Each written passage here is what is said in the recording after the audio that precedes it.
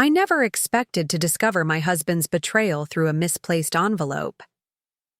After 37 years of marriage, I thought Richard and I had shared every secret between us. I was wrong. That manila envelope, so innocuous at first glance, contained paternity test results for a 32-year-old man named Nathan Parker. My husband's signature confirmed what the 99.9% match already declared. Richard Reynolds had fathered a child with another woman just 5 years into our marriage. Before we jump in, tell us where you're tuning in from, and if this story touches you, make sure you're subscribed, because tomorrow, I've saved something extra special for you. I stood frozen in our home office, my reading glasses sliding down. My nose, the afternoon sun casting long shadows across the hardwood floor. Photos of our life together stared back at me from the walls, our wedding day, the birth of our 2 children, family vacations, college graduations, and suddenly they all seemed like elaborate props in a play where I was the only one who didn't know the real plot. I've always prided myself on my intuition. As a high school counselor for over 30 years, I developed a knack for sensing when teenagers weren't telling the whole truth. Yet somehow, I missed the signs in my own home. Our life in Oak Ridge seemed picture perfect. Richard built Thompson Furniture from a single storefront into a respected regional chain with 3 locations. Our colonial home in Maple Ridge Estates hosted countless holiday gatherings and summer barbecues. Our daughter, Jessica, followed her father into the business after college, while our son Mark became an architect in the city. I devoted my career to helping young people find their paths. We were the family others admired. The day I found that envelope, I'd been searching for our property tax documents in Richard's home office. He was in Chicago at a furniture expo, not due back for 3 days. The envelope was wedged between mortgage statements in the filing cabinet. No attempt to hide it, really. Perhaps after all these years, Richard had grown careless, or maybe he'd simply forgotten its existence. Remember the exact moment my world shifted. I'd opened the envelope expecting insurance paperwork. Instead, I found myself staring at the phrases DNA parentage test and 99.9% probability of paternity. The test was dated 4 months earlier. The mother's name, Diana Parker, meant nothing to me, but the child's birth date stopped my breath. June 15, 1991. The summer Richard spent expanding the business to Pinecrest. The summer I was 7 months pregnant with Mark. I called Jessica first, my fingers trembling so badly I misdialed twice. "Mom? Everything okay?" Her voice was tinged with the concern that only comes when your mother calls unexpectedly on a Tuesday afternoon. "I'm fine, sweetheart," I lied, my voice steadier than I felt. "Just checking when you and Daniel are arriving for the anniversary party next weekend. Friday afternoon, like we planned. Mark and Olivia are coming Thursday night." She paused. "Are you sure you're all right? You sound strange." "Just tired," I assured her. Planning this 40th anniversary party is more work than I expected. After we hung up, I sat motionless in Richard's leather chair, the sun setting outside, while my marriage crumbled in my hands. I didn't cry. Not yet. Instead, I carefully returned the envelope to its exact position, closed the filing cabinet, and walked to the kitchen where I poured myself a glass of Richard's expensive Cabernet. I needed to think clearly. The anniversary party was in 10 days. Our entire family would be gathered at the lake house to celebrate 4 decades of what I'd believed was a faithful marriage. Jessica and Daniel were flying in from Seattle. Mark and Olivia would drive up from the city. Richard's brother Thomas and his wife were coming from Phoenix. Even my 87-year-old mother had booked a flight from Florida, a celebration of our enduring love. The irony tasted more bitter than the wine. I could have called Richard immediately, demanded answers through tears and accusations. That would have been understandable, expected even. But something deeper held me back. A cold, clear voice inside me whispered that knowledge was power, and I'd just discovered I'd been powerless for 30 years without realizing it. The next morning, I called the one person I knew would help me without judgment. Grace Sullivan and I had been friends since college. She'd stood beside me at my wedding and held my hand through both my children's births. She'd divorced Harold 15 years ago after discovering his affair with his dental hygienist. "Meet me at Riverside in 30 minutes," was all I said. Grace was already waiting at our usual corner table when I arrived, 2 lattes steaming, in front of her. "Victoria Reynolds, you look like you've seen a ghost," she said bluntly as I slid into my seat. I placed the envelope, yes, I'd taken it after all, on the table between us. "Richard has a son," I said, my voice hollow even to my own ears. "He's 32 years old."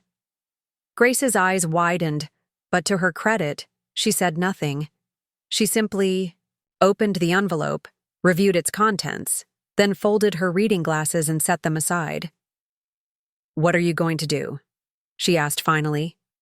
I traced the rim of my untouched coffee cup. "I don't know yet, but I'm not confronting him right away." Grace raised an eyebrow. "The anniversary party is next weekend." "I know. Vicky." "I need information first," I said firmly. "I need to understand what I'm dealing with before I confront him."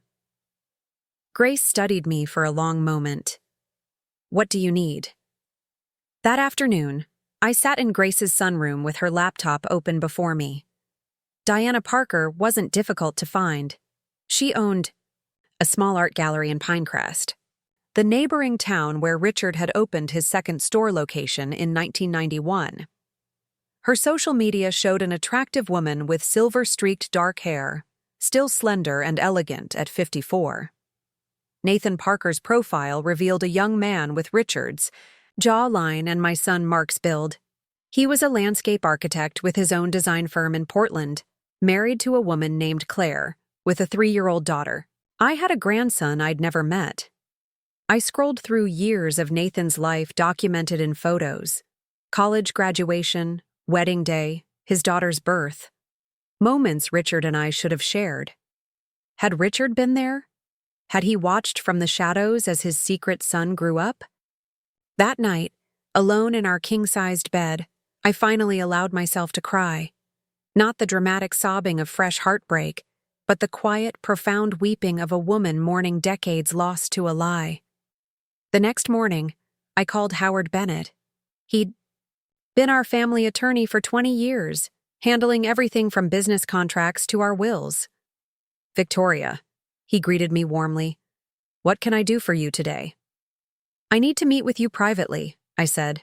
"And Howard, I don't want Richard to know." 3 hours later, I sat in Howard's office downtown, the paternity test between us on his mahogany desk. "I need to know my options," I said simply. Howard removed his glasses, pinching the bridge of his nose. "Legally speaking, you have grounds for divorce based on infidelity. However, given the time that's passed, I'm not talking about divorce." "Not yet," I interrupted. "I need to know where I stand financially if I decide to go that route, what I'm entitled to, what I could lose." Howard nodded slowly. "Richard's business has grown substantially during your marriage. As his wife, you're entitled to a significant portion regardless of your direct involvement. The house, investments, retirement accounts, these are marital assets. And if there have been payments to this woman or her son over the years?" Howard's expression tightened. "That could potentially be considered dissipation of marital assets. It would strengthen your position." I nodded, taking notes in the small leather-bound planner I'd carried for years.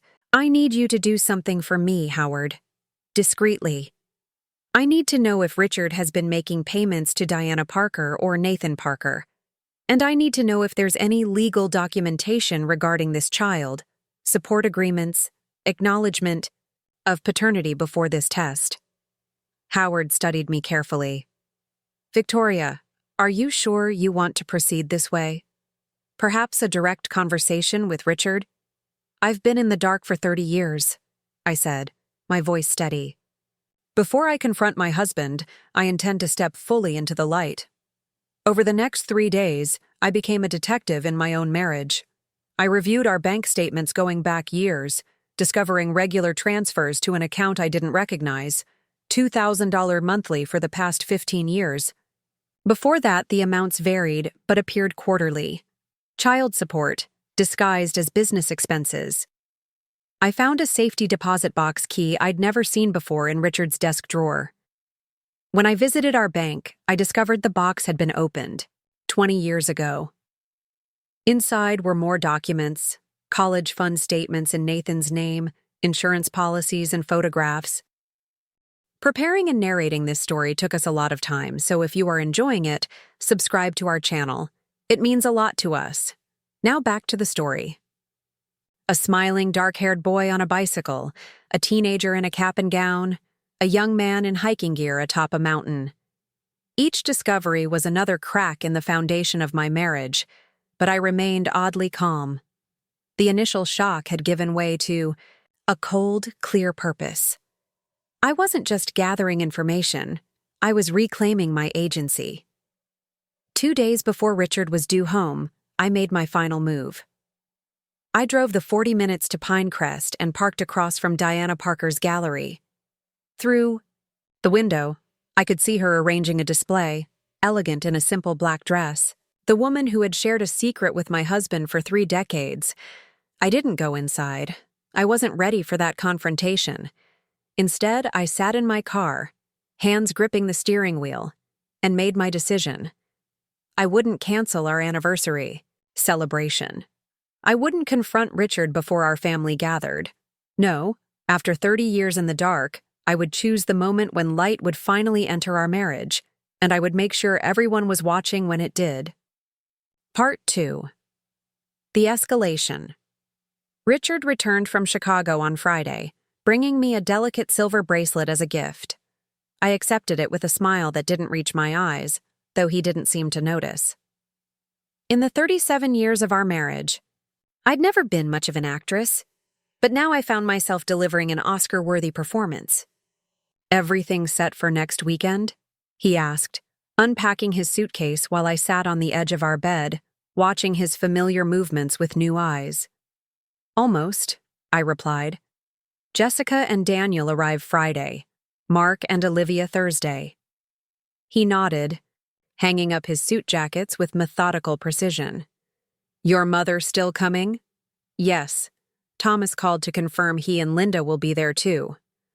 Richard smiled, that warm smile that had once made my heart flutter. 40 years, he said, shaking his head in wonder. "Where did the time go, Vicky?" I wanted to scream. Where did it go? It went to secret meetings and hidden phone calls. It went to a child I never knew existed. It went to carefully constructed lies. Instead, I said, "It's hard to believe, isn't it?" That night, as Richard slept beside me, I stared at the ceiling and thought about the years we'd shared. Had it all been a lie? The trips we'd taken, the Christmas mornings, the quiet evenings on our back porch watching fireflies? Had he been thinking of his other family during our children's graduations, our anniversary celebrations? The next morning, Howard called while Richard was at the store. "Victoria," he said quietly, "I have the information you requested." I sat down at the kitchen table, notepad ready. "Go ahead." There is a legal agreement, drawn up 32 years ago by a lawyer in Pinecrest. Richard agreed to monthly payments until the child turned 18, plus college expenses. He waived parental rights, but maintained visitation privileges with Diana Parker's consent. My hand trembled slightly. Visitation? The agreement allowed for contact, though it specifies it would be at the mother's discretion. There's no formal schedule documented. I took a deep breath. And the financial records? Regular payments as you discovered, plus larger sums coinciding with life events. High school graduation, college tuition, what appears to be a wedding gift 4 years ago, and a substantial transfer around the time his daughter was born. His daughter, my granddaughter. There's something else, Howard continued hesitantly. A trust was established 5 years ago. It names Nathan Parker and his descendants as beneficiaries. How much? My voice was barely a whisper. When Howard named the figure, I closed my eyes. It was substantial, nearly a quarter of what I'd believed was our joint estate. Is it legal? I asked. Yes, Howard admitted. Richard used primarily his business assets, which he has more control over. But Victoria… He paused, his voice gentler. There's something else you should know. There's a clause in the trust that activates upon Richard's death or upon the dissolution of your marriage. What kind of clause? If you divorce him, Nathan receives a significantly larger portion immediately. The implication was clear. Richard had created a financial incentive for me to stay quiet if I ever discovered the truth. After hanging up, I sat motionless at the kitchen table, sunlight streaming through windows I'd selected when we renovated 15 years ago. The garden outside was in full spring bloom, the azaleas I'd planted framing our back patio. I'd built a life here, invested decades of love, work, and care. And all along, Richard had been calculating how to protect his secret son if I ever discovered the truth.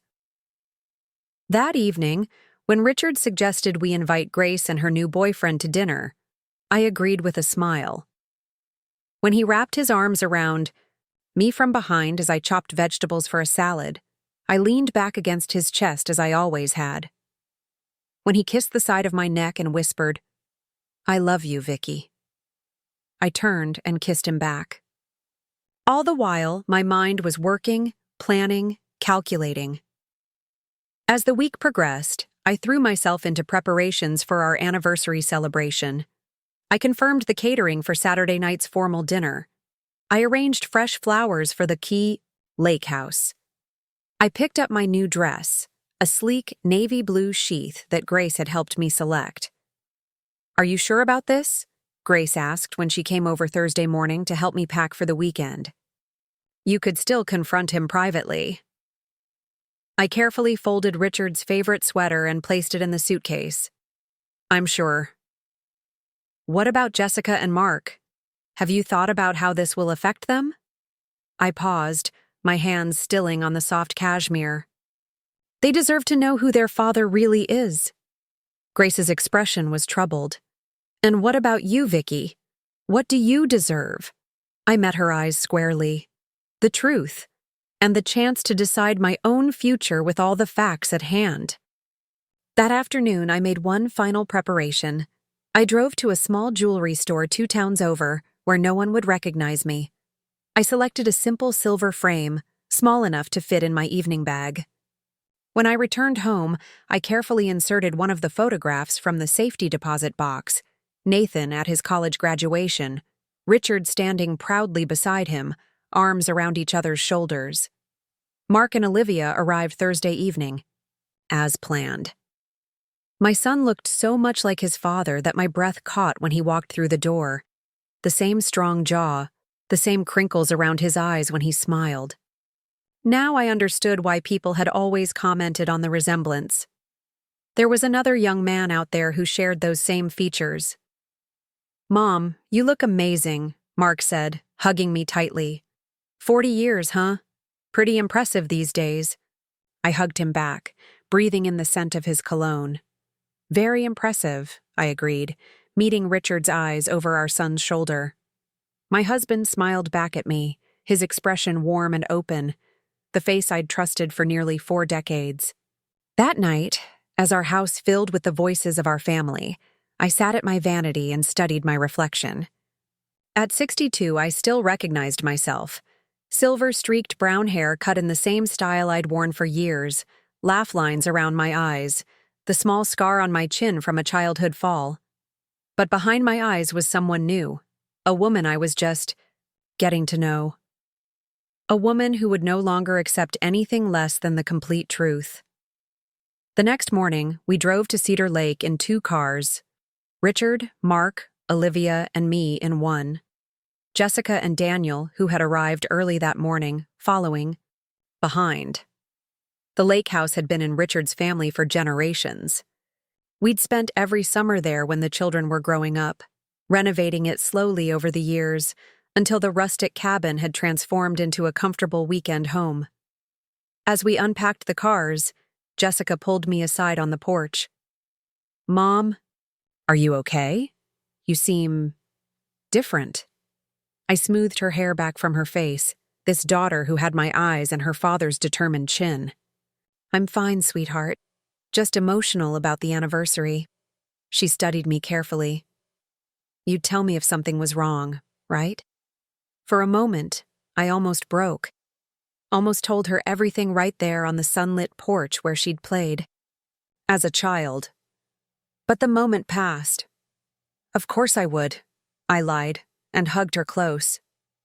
That afternoon, as the family settled in, unpacking, catching up, laughing over old stories, I slipped away to the small bedroom Richard and I had claimed as ours years ago.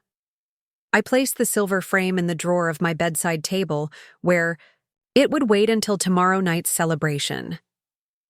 Then I sat on the edge of the bed, looking out at the lake where my children had learned to swim, where Richard and I had watched countless sunsets from the dock, where our family history was written in every view. Tomorrow, that history would be rewritten forever. I heard footsteps on the stairs. Then Richard appeared in the doorway. "There you are," he said, smiling. "Everything okay?" I nodded, returning his smile with practiced ease. "Just taking a moment. It's all a bit overwhelming." He crossed the room and sat beside me, taking my hand in his. His palm was warm against mine, the familiar calluses on his fingers from years of woodworking rough against my skin.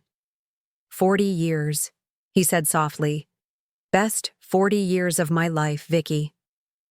I looked into his eyes, the eyes I'd gazed into on our wedding day, the eyes I'd trusted completely, and wondered how many times he'd lied while looking at me exactly like this. "Yes," I said quietly. "Quite something, isn't it?" That night, surrounded by our children and their spouses, my mother, Richard's brother and sister-in-law, I played my part perfectly. I laughed at the right moments, shared fond memories, and raised my glass in toast after toast to our enduring marriage. All the while, I felt myself splitting in two, the Victoria who had existed for 37 years, and the woman I was becoming with each passing hour. Tomorrow night, at our anniversary dinner, those two women would finally merge into one, and nothing would ever be the same again. Part 3. The Turning Point. Saturday morning dawned clear and beautiful, sunlight sparkling on Cedar Lake like scattered diamonds. I woke early, before Richard, and stood at our bedroom window watching a pair of loons glide across the water's surface. Today was the day I'd planned for all week, our 40th anniversary celebration, and the moment when 3 decades of secrets would finally come to light. I felt strangely calm. Richard stirred behind me. "You're up early," he murmured, his voice still thick with sleep. "Just enjoying the quiet," I replied, not turning around. He came to stand behind me, wrapping his arms around my waist as he'd done countless mornings before. I allowed myself to lean back against his chest one last time, storing away the feeling. "Happy anniversary, Victoria," he whispered against my hair. 40 years, I replied softly. The day unfolded according to plan. Jessica and Mark took their father fishing while I prepared the house with my daughter-in-law and son-in-law. My mother sat on the porch swing, occasionally offering advice, but mostly enjoying watching her family bustle around her. "You've built something beautiful, Victoria," she said when I brought her a glass of iced tea. "Your father would be proud." I sat beside her for a moment, taking her weathered hand in mine. "Would you still be proud of me if everything changed?" I asked quietly. She studied me with the sharp blue eyes that age hadn't dulled. "Are you still the daughter I raised to value truth and dignity?" I nodded slowly. "Then nothing could make me prouder," she said firmly, squeezing my hand. By late afternoon, the caterers had arrived, setting up on the sprawling deck that overlooked the lake. White linens covered the long table, crystal glasses catching the golden light, flower arrangements in silver vases, roses and hydrangeas, in cream and navy, centered each place setting. Perfect. Everything was perfect. I dressed carefully for the evening, slipping into the navy sheath dress that Grace had helped me select. It was elegant but understated, hugging my figure in a way that made me look 10 years younger. I fastened the pearl necklace Richard had given me on our 25th anniversary around my neck, applied my makeup with precision, and slid my feet into silver heels. The woman who stared back at me from the mirror looked composed, dignified, resolute. I reached into the bedside drawer and retrieved the silver frame, slipping it into my evening clutch. Then I took a deep breath and went downstairs to join my family.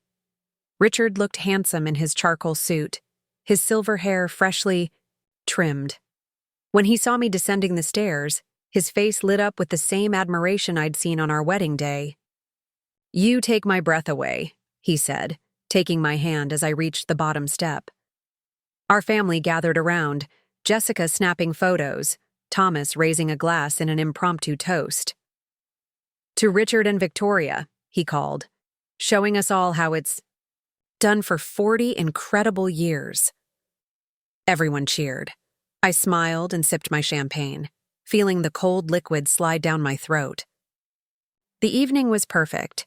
Sunset painting the lake gold and crimson as we gathered around the elegantly set table on the deck. Candles flickered in the gentle breeze as we enjoyed the catered meal.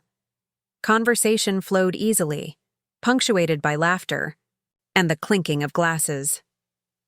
After the main course was cleared, Richard stood, champagne flute in hand. The moment I'd been dreading and waiting for had arrived. "I'd like to make a toast," he said, his voice warm as he gazed around the table. 40 years ago today, I married the most beautiful, kind, intelligent woman I've ever known." He turned to me, his eyes soft with what looked like genuine love. "Victoria, you've given me everything a man could want. A wonderful family, a partner in life's adventures, a home filled with love." Our children smiled tearfully. My mother dabbed at her eyes with her napkin. "These 40 years have been the greatest gift of my life," Richard continued, his voice thick with emotion. "And I want to thank you, in front of everyone who matters, to us, for being the perfect wife, mother, and partner." As everyone raised their glasses, I felt something shift inside me. The perfect wife, the perfect mother, the perfect partner. A role I'd played flawlessly, without ever knowing I was performing in a production where half the script had been kept from me. Richard sat down beside me, taking my hand under the table and squeezing it gently.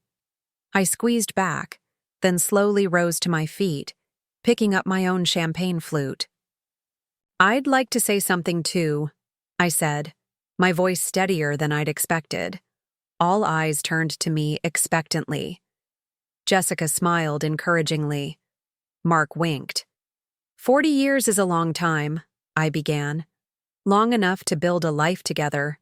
Long enough to raise children, to watch them grow into amazing adults."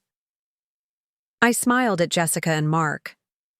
"Long enough to create thousands of memories."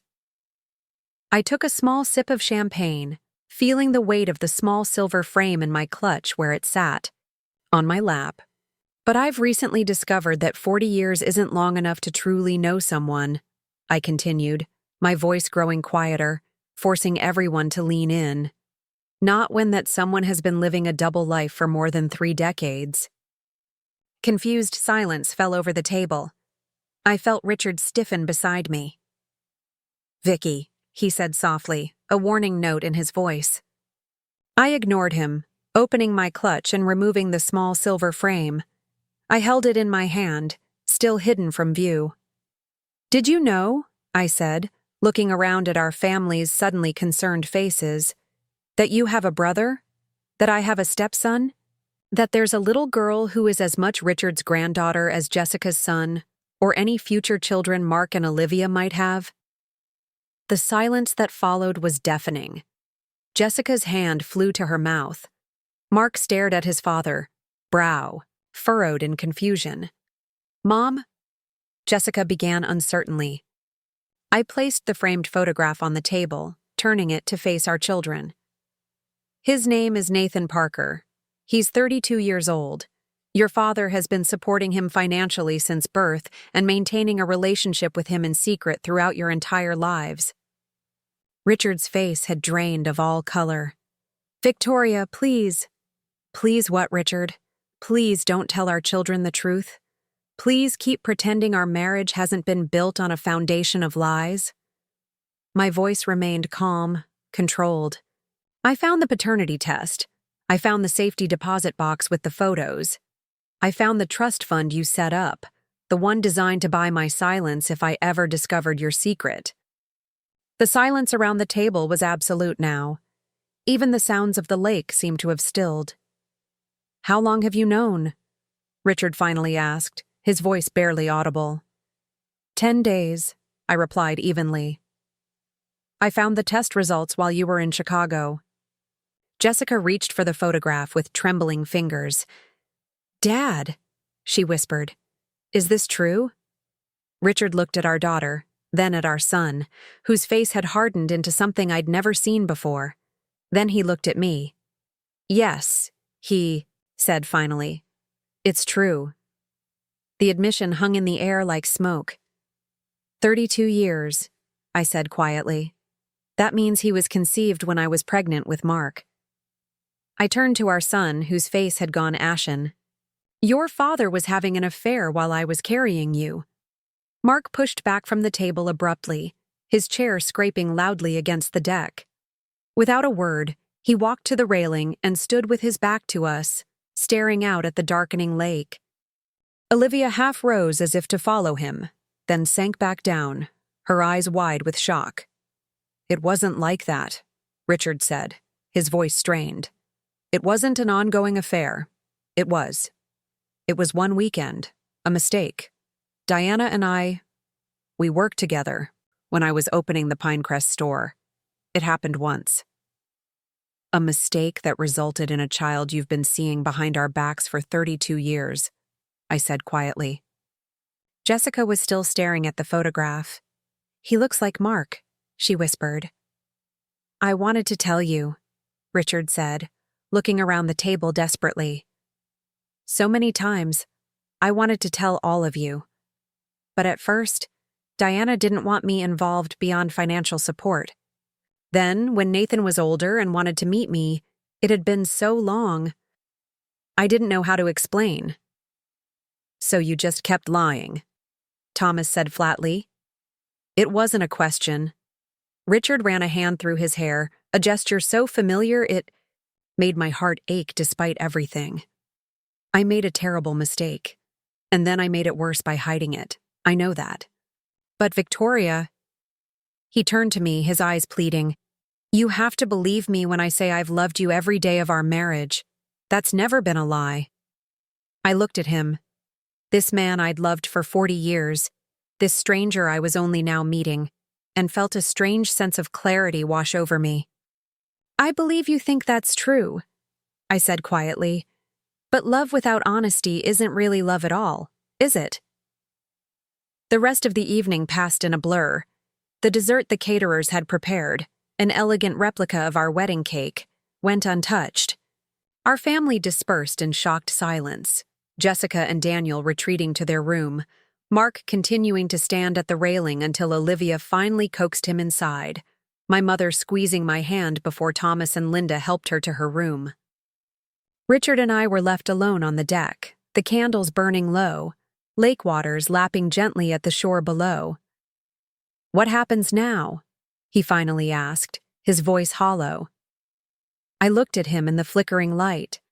The man I'd built my life with. The man who'd lied to me for 3 decades. I don't know, I answered truthfully.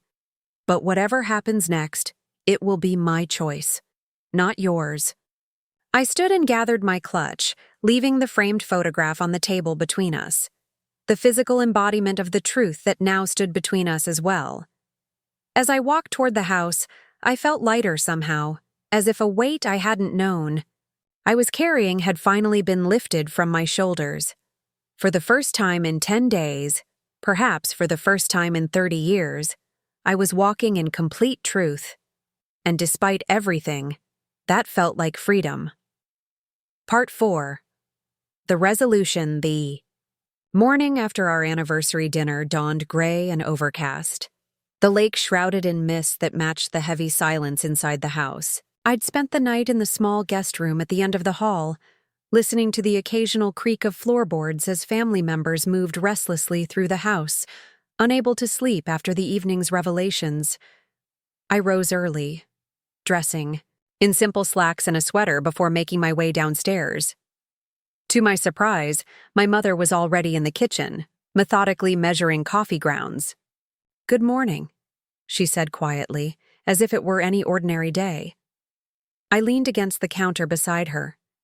"Did you sleep?" "At my age, sleep is a luxury even on good nights," she replied, starting the coffee maker. We stood in silence as it began to gurgle and hiss. Finally, she turned to me. "You handled yourself with dignity last night. Your father would have been proud." The simple words brought unexpected tears to my eyes. "Thank you," I whispered.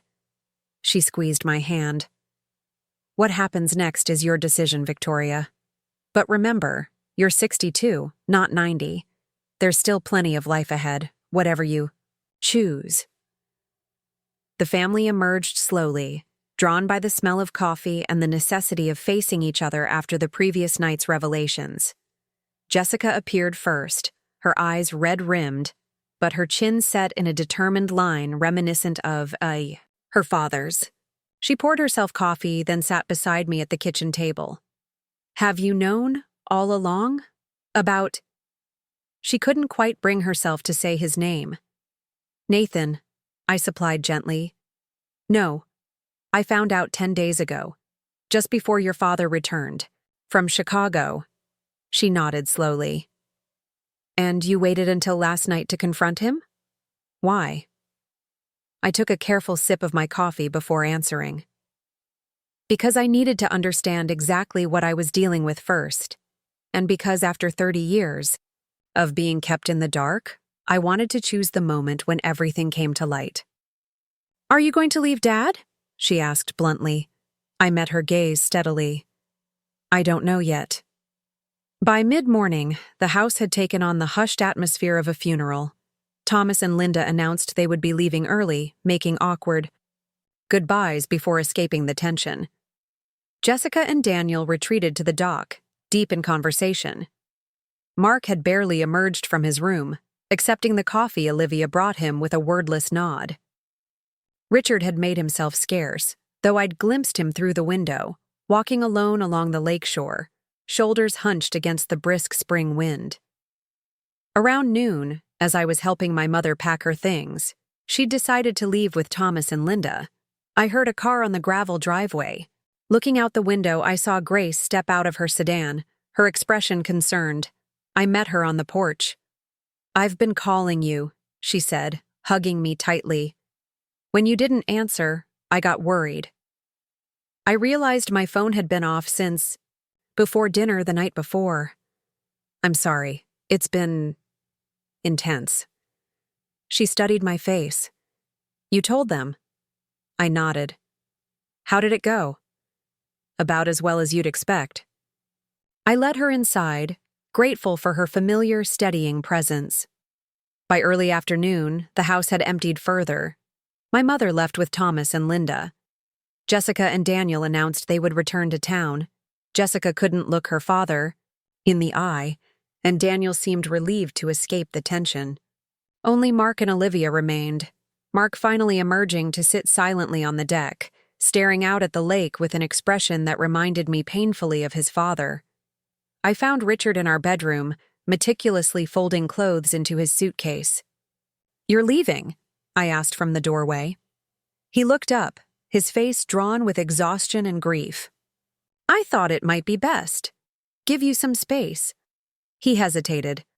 "Unless you want me to stay?" I considered the question carefully. "I think space would be good. For both of us." He nodded, returning to his packing with mechanical movements. "Victoria," he began, then stopped, struggling for words. "I know sorry isn't enough, not nearly enough, but I am sorry, more than I can ever express." I watched him, this man I'd shared my life with, whose habits and expressions were as familiar to me as my own reflection, and felt a complex tangle of emotions. Anger, grief, betrayal, but also, unexpectedly, a flicker of compassion. "I never meant to hurt you," Richard said, his voice breaking slightly. "You have to believe that." "I believe you never meant for me to find out," I replied evenly. "That's not quite the same thing." He winced, acknowledging the truth of my words. "What will you tell the children? About us, I mean." I crossed the room and sat on the edge of the bed, maintaining distance between us. "I'll tell them the truth. That I don't know what comes next.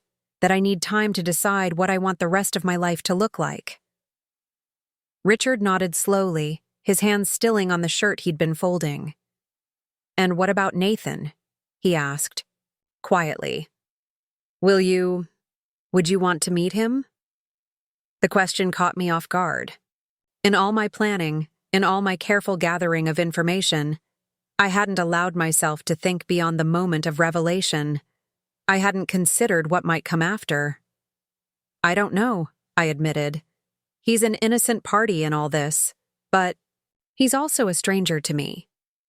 "He's a good man," Richard said softly. "Kind, thoughtful, talented. He designs beautiful outdoor spaces." A small, sad smile crossed his face. "He has Jessica's laugh, and your eyes." I stood abruptly, unwilling to hear more. "I should check on Mark. He's taking this particularly hard."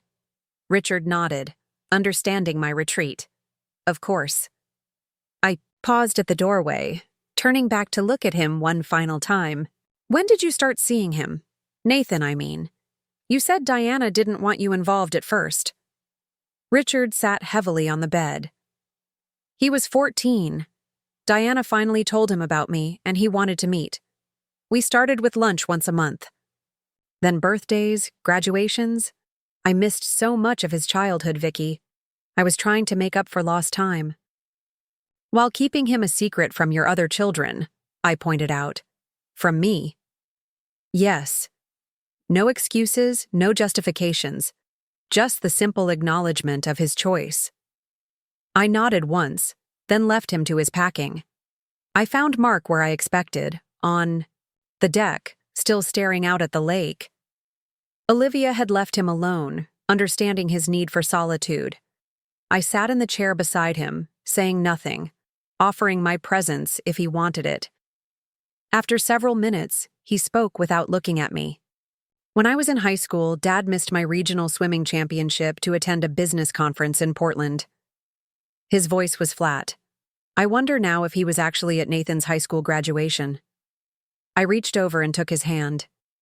"I don't know, sweetheart." Mark turned to me, his eyes red-rimmed but dry. "How can you be so calm? He betrayed all of us. He lied to us our entire lives." "Being angry takes energy I need for other things right now," I said simply, "like figuring out what I want to do next." "Are you going to divorce him?" The question hung between us in the crisp spring air. "I don't know yet," I answered truthfully. 40 years is a long time to walk away from without careful consideration. Mark's jaw tightened. "If Dad left now, would you be okay? Financially, I mean." The question surprised me. "Yes. Your father has been many things, but financially irresponsible isn't one of them. The house is paid off. There are retirement, Accounts, investments. I'd be fine. He nodded, seemingly relieved. Good, because if you want to leave, Olivia and I want you to know you could stay with us until you figure things out. We have the spare room. Tears pricked my eyes at his protectiveness. Thank you, sweetheart. But whatever happens, I'll be all right. By late afternoon, Richard had packed his car and was preparing to leave. He stood awkwardly in the driveway. As Mark loaded our suitcases into his SUV, my son had insisted on driving me home rather than letting me ride with Richard as planned. I'll be staying at the Renaissance downtown for a few days, Richard told me quietly. Until we figure things out. He hesitated. Will you call me when you're ready to talk? I nodded, maintaining the composed facade I'd worn since the previous night. Yes, but I don't know when that will be. He moved as if to embrace me, then stopped himself, shoving his hands in his pockets instead. I understand. Take all the time you need. He glanced at Mark, who was deliberately busying himself with the luggage. Tell Mark. Tell him I'm sorry, that I'd like to talk when he's ready. I will. Richard nodded once more, then got into his car and drove away, gravel crunching under his tires as he disappeared down the long driveway. I watched until his taillights vanished, feeling strangely hollow. Grace appeared at my side, squeezing my arm gently. Do you want me to come stay with you for a few days? I could reschedule my appointments. I shook my head. Thank you, but no. I need some time alone to think. Call me any time, she insisted, day or night. As we prepared to leave, I took one last walk through the lake house, touching familiar surfaces, looking at family photos that now seemed like artifacts from a different life. In the living room, I paused before the large framed photograph from our 25th anniversary, Richard and me surrounded by Jessica and Mark, all of us smiling broadly at the camera. I carefully removed it from the wall and placed it face down, in a drawer. Not destroyed, but no longer on display. The drive home with Mark and Olivia was mostly silent, each of us lost in our thoughts. When we arrived at the house, the home Richard and I had shared for 28 years, Mark insisted on coming inside, checking all the rooms as if expecting to find his father hiding somewhere. I'm fine, sweetheart, I assured him. Really? He frowned, unconvinced. You'll call if you need anything? Promise? I hugged him tightly. I promise. After they left, I wandered through the empty house, the silence pressing in around me. Everything looked exactly as it had when I'd left for the lake house just 2 days earlier. Yet everything had changed. In the kitchen, I opened the refrigerator, still stocked with the groceries I'd bought before our trip. I should eat something, I knew, but the thought of food turned my stomach. Instead, I poured a glass of wine and carried it to the sunroom, at the back of the house, my favorite space, filled with plants and flooded with natural light during the day. Night had fallen now, though, and I sat in the darkness, sipping my wine and trying to make sense of the fragmented pieces of my life. What did I want? Divorce seemed the expected response, the righteous path after such a profound betrayal. But 62 was a difficult age to start over. And despite everything, there were 4 decades of shared history between Richard and me. Could that be set aside so easily? My phone buzzed with a text from Jessica. Just checking that you got home safe. Love you, Mom. I smiled faintly, typing back. Safe and sound. Love you too. Another buzz, this time from Mark. Call if you need anything. Anything at all. I was typing a response when a third message appeared, from Richard. I know you need space and time. Just wanted to say I'm sorry again. For everything. I set the phone down without responding to either message, returning to my contemplation of the darkness beyond the windows. The next few days passed in a strange, suspended state. I moved through familiar routines in a house that felt simultaneously mine and not mine. I watered plants, collected mail, paid bills, all the mundane tasks of daily life continuing despite the seismic shift in my personal landscape. Richard kept his distance as promised, though he texted once daily with simple messages. Thinking of you. Hope you're doing okay. Here when you're ready to talk. I read each one but didn't respond. Jessica called every evening, her initial shock giving way to anger on my behalf. I still can't believe he did this, she fumed during one call. 32 years of lies. And he had the nerve to stand up at that dinner and talk about you being the perfect wife. It's complicated, Jess, I said, surprising myself by feeling the need to temper her fury.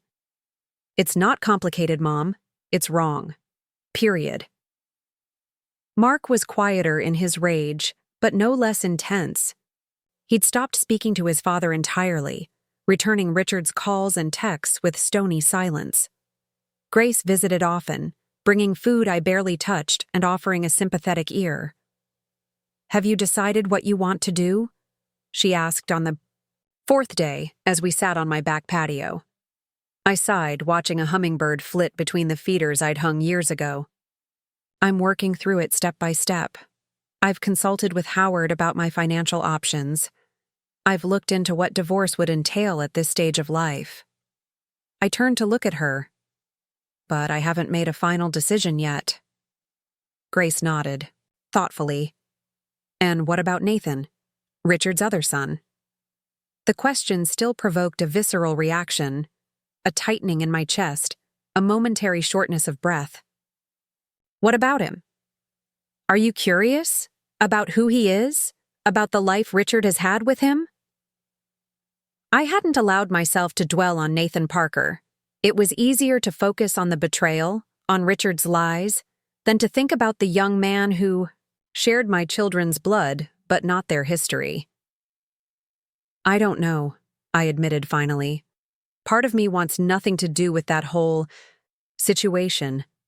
But another part is curious, Grace finished for me. I nodded reluctantly. He's my children's half-brother, my grandchild's uncle. That makes him something to me. I just don't know what. Grace leaned forward, her expression gentle but challenging. Vicky, you know I'll support whatever you decide about Richard, but may I offer one piece of advice? Of course. Don't make any irreversible decisions while you're still in shock. Give yourself time to process everything, to consider all angles. I smiled faintly. That's very rational advice. Well, one of us has to be, she replied with a wry smile. And you've been through a lot. The following morning, I woke with a surprising sense of purpose. After a week of existing in a fog of uncertainty, I suddenly knew what my next step needed to be. I showered and dressed with care, choosing a simple but elegant outfit, tailored slacks, a soft blue blouse, minimal jewelry. I applied makeup lightly, just enough to bring some color to my face. Then I got in my car and drove to Pinecrest. Diana Parker's gallery was located on a quaint street in the historic downtown area. The window display featured blown glass sculptures that caught the late morning sunlight, sending prisms of color dancing across the sidewalk. A small sign indicated the gallery was open. My heart hammered in my chest as I pushed open the door, a small bell announcing my arrival. The gallery was empty of customers, just a woman arranging a display case near the back. She looked up at the sound of the bell, a professional smile ready on her face. Good morning. Please feel free to look around and let me know if you have any questions. Diana Parker was still attractive at 54, her dark hair now threaded with silver, her figure slender in a simple black dress. She had no idea who I was, I realized. No recognition dawned in her eyes as she looked at me. I moved further, into the gallery, pretending to examine a collection of ceramic pieces while gathering my courage. Finally, I turned to face her directly. I'm Victoria Reynolds, I said simply. The change in her expression was immediate. Shock, followed quickly by wariness. "Victoria," she echoed, her voice barely above a whisper. "Richard's wife." I nodded. "I think we're overdue for a conversation, don't you?" Diana glanced toward the door, as if checking for escape routes, then seemed to steel herself. "Yes, I suppose we are." She moved to the front of the gallery and flipped the sign from open to closed, then locked the door. "There's a small office in the back. We can talk there." I followed her through the gallery to a tidy office space with 2 chairs and a small desk. Diana gestured for me to sit, then took the chair opposite me, her posture rigid with tension. "Richard called me," she said after a moment. "He told me you found out, that you told your family at your anniversary dinner." "Did he tell you how I found out? That I discovered the paternity test he'd hidden in our filing cabinet?" Diana winced slightly. "Yes, he mentioned that." A silence stretched between us. 2 women connected by an invisible thread neither had chosen. "How much do you know?" Diana finally asked. "About Nathan and Richard, I mean." "I know Richard has been paying child support since Nathan was born. I know he started seeing Nathan when he was 14. I know there are regular payments, plus larger sums for special occasions. I know about the trust fund." I met her gaze steadily. "What I don't know is whether you and Richard continued your relationship after Nathan was conceived." Diana shook her head firmly. "No, never. It was one weekend, Victoria. A terrible mistake we both regretted immediately." She sighed, running, a hand through her hair. "I was young, 22. Richard was successful, charming. He mentioned he was married, had a daughter, and that his wife was pregnant with their second child. But he seemed so unhappy, so alone. And that justified sleeping with him?" My voice remained calm despite the anger simmering beneath. "No," she said without hesitation. "Nothing justified it. I'm not proud of what happened. But Nathan—" Her expression softened. "Nathan was the one good thing that came from that mistake." I studied her, searching for signs of deception, but found only weary honesty in her face. "Why tell Richard about the pregnancy at all? Why not just handle it on your own?" The question had been nagging at me since I'd discovered the truth. Diana looked surprised. "Because Nathan deserved to know his father, and because Richard had a right to know he had a son." She leaned forward slightly. "I never asked for anything beyond basic support, Victoria. I didn't want to disrupt your family. But when Nathan started asking questions about his father, I couldn't lie to him. So instead, Richard lied to us," I said, a edge creeping into my voice. "Yes," Diana acknowledged quietly. "That was his choice, not mine." Another silence fell between us, less tense than before, but still weighted with 3 decades of unspoken history. "What is he like?" I asked finally. "Nathan." Diana's face transformed, maternal pride shining through. "He's wonderful, kind, creative. He has his own landscape architecture firm now. He designs beautiful gardens and public spaces." She hesitated, then added gently, "He has Richard's eye for design, and his smile." The comparison stung more than I'd expected. "Does he know about me? About Jessica and Mark?" "Yes," Diana admitted. "Richard told him when he was older, maybe 16 or 17. Nathan always understood that your family didn't know about him, that his relationship with Richard needed to remain private." "Private," I repeated. Such a polite word for secret. Diana didn't flinch from my bitterness. "You have every right to be angry, Victoria.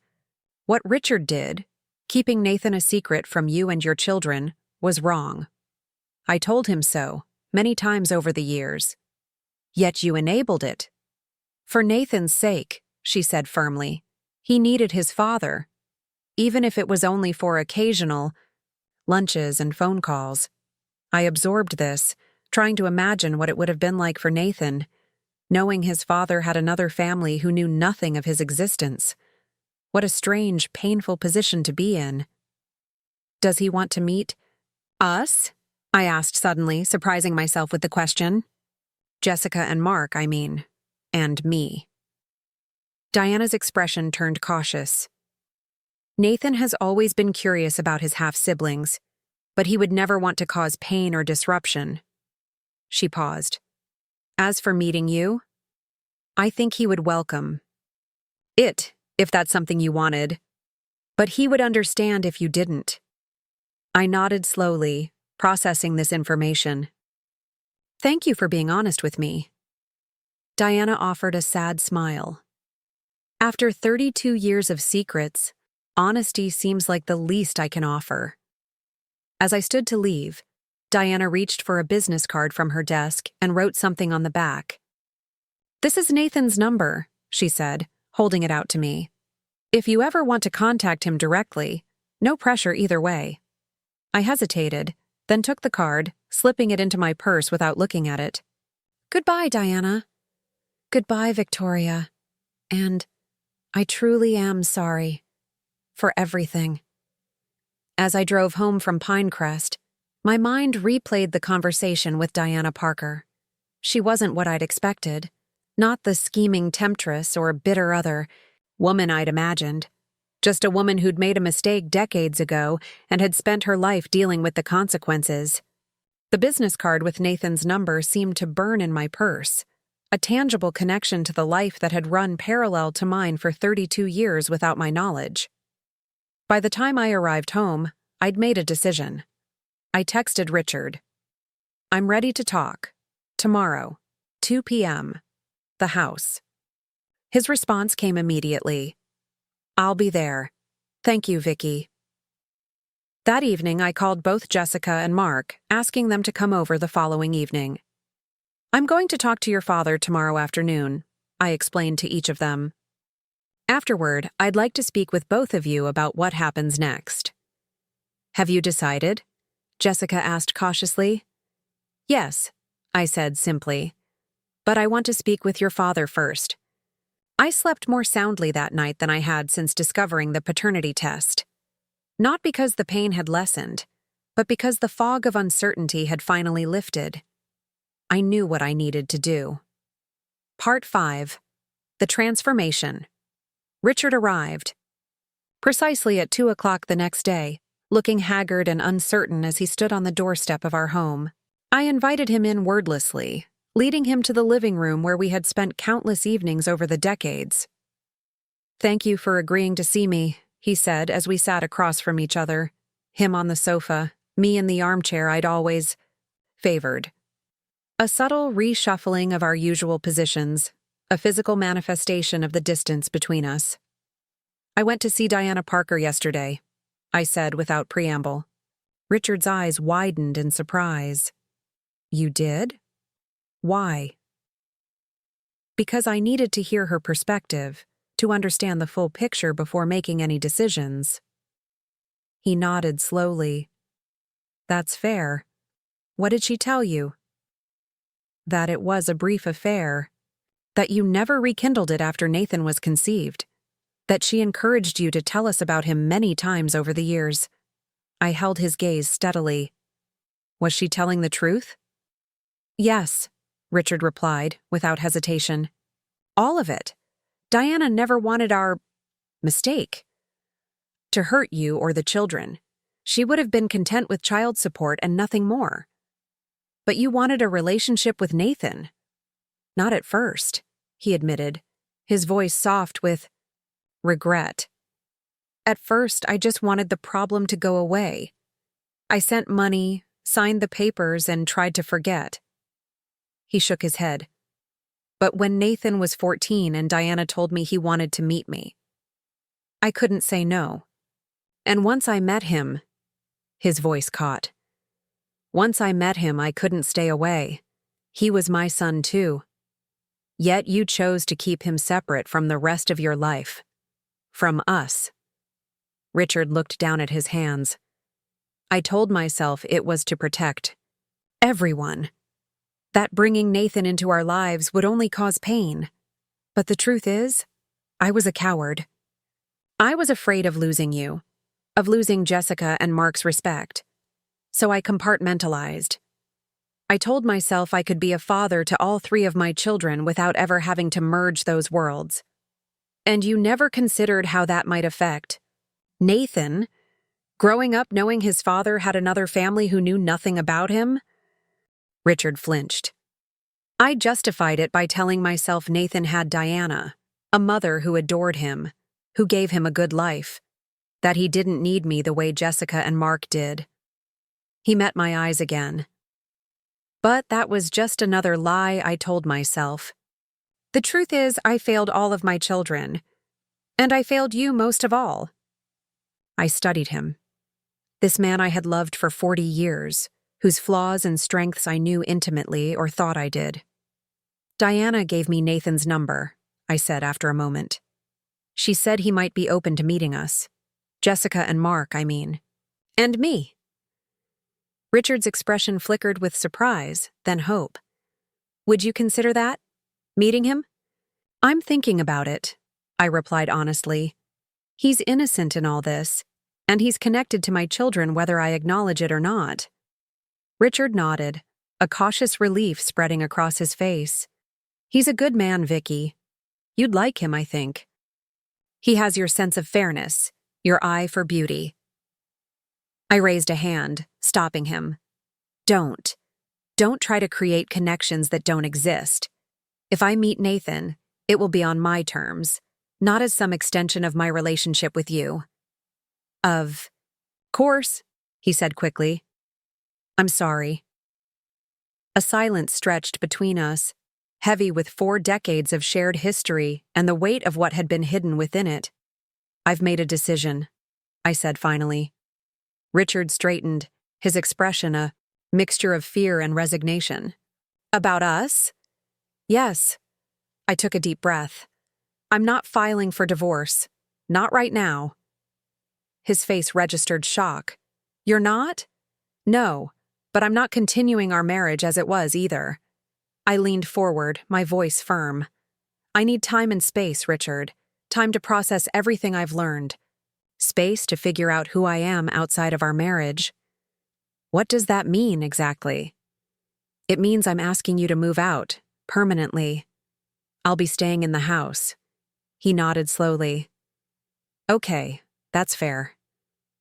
I'm going to travel, see some of the places we always talked about but never visited. Spend time with Jessica and her family in Seattle. Maybe visit Mark and Olivia in the city for longer stretches. Alone? The word carried all his fear. Yes, alone.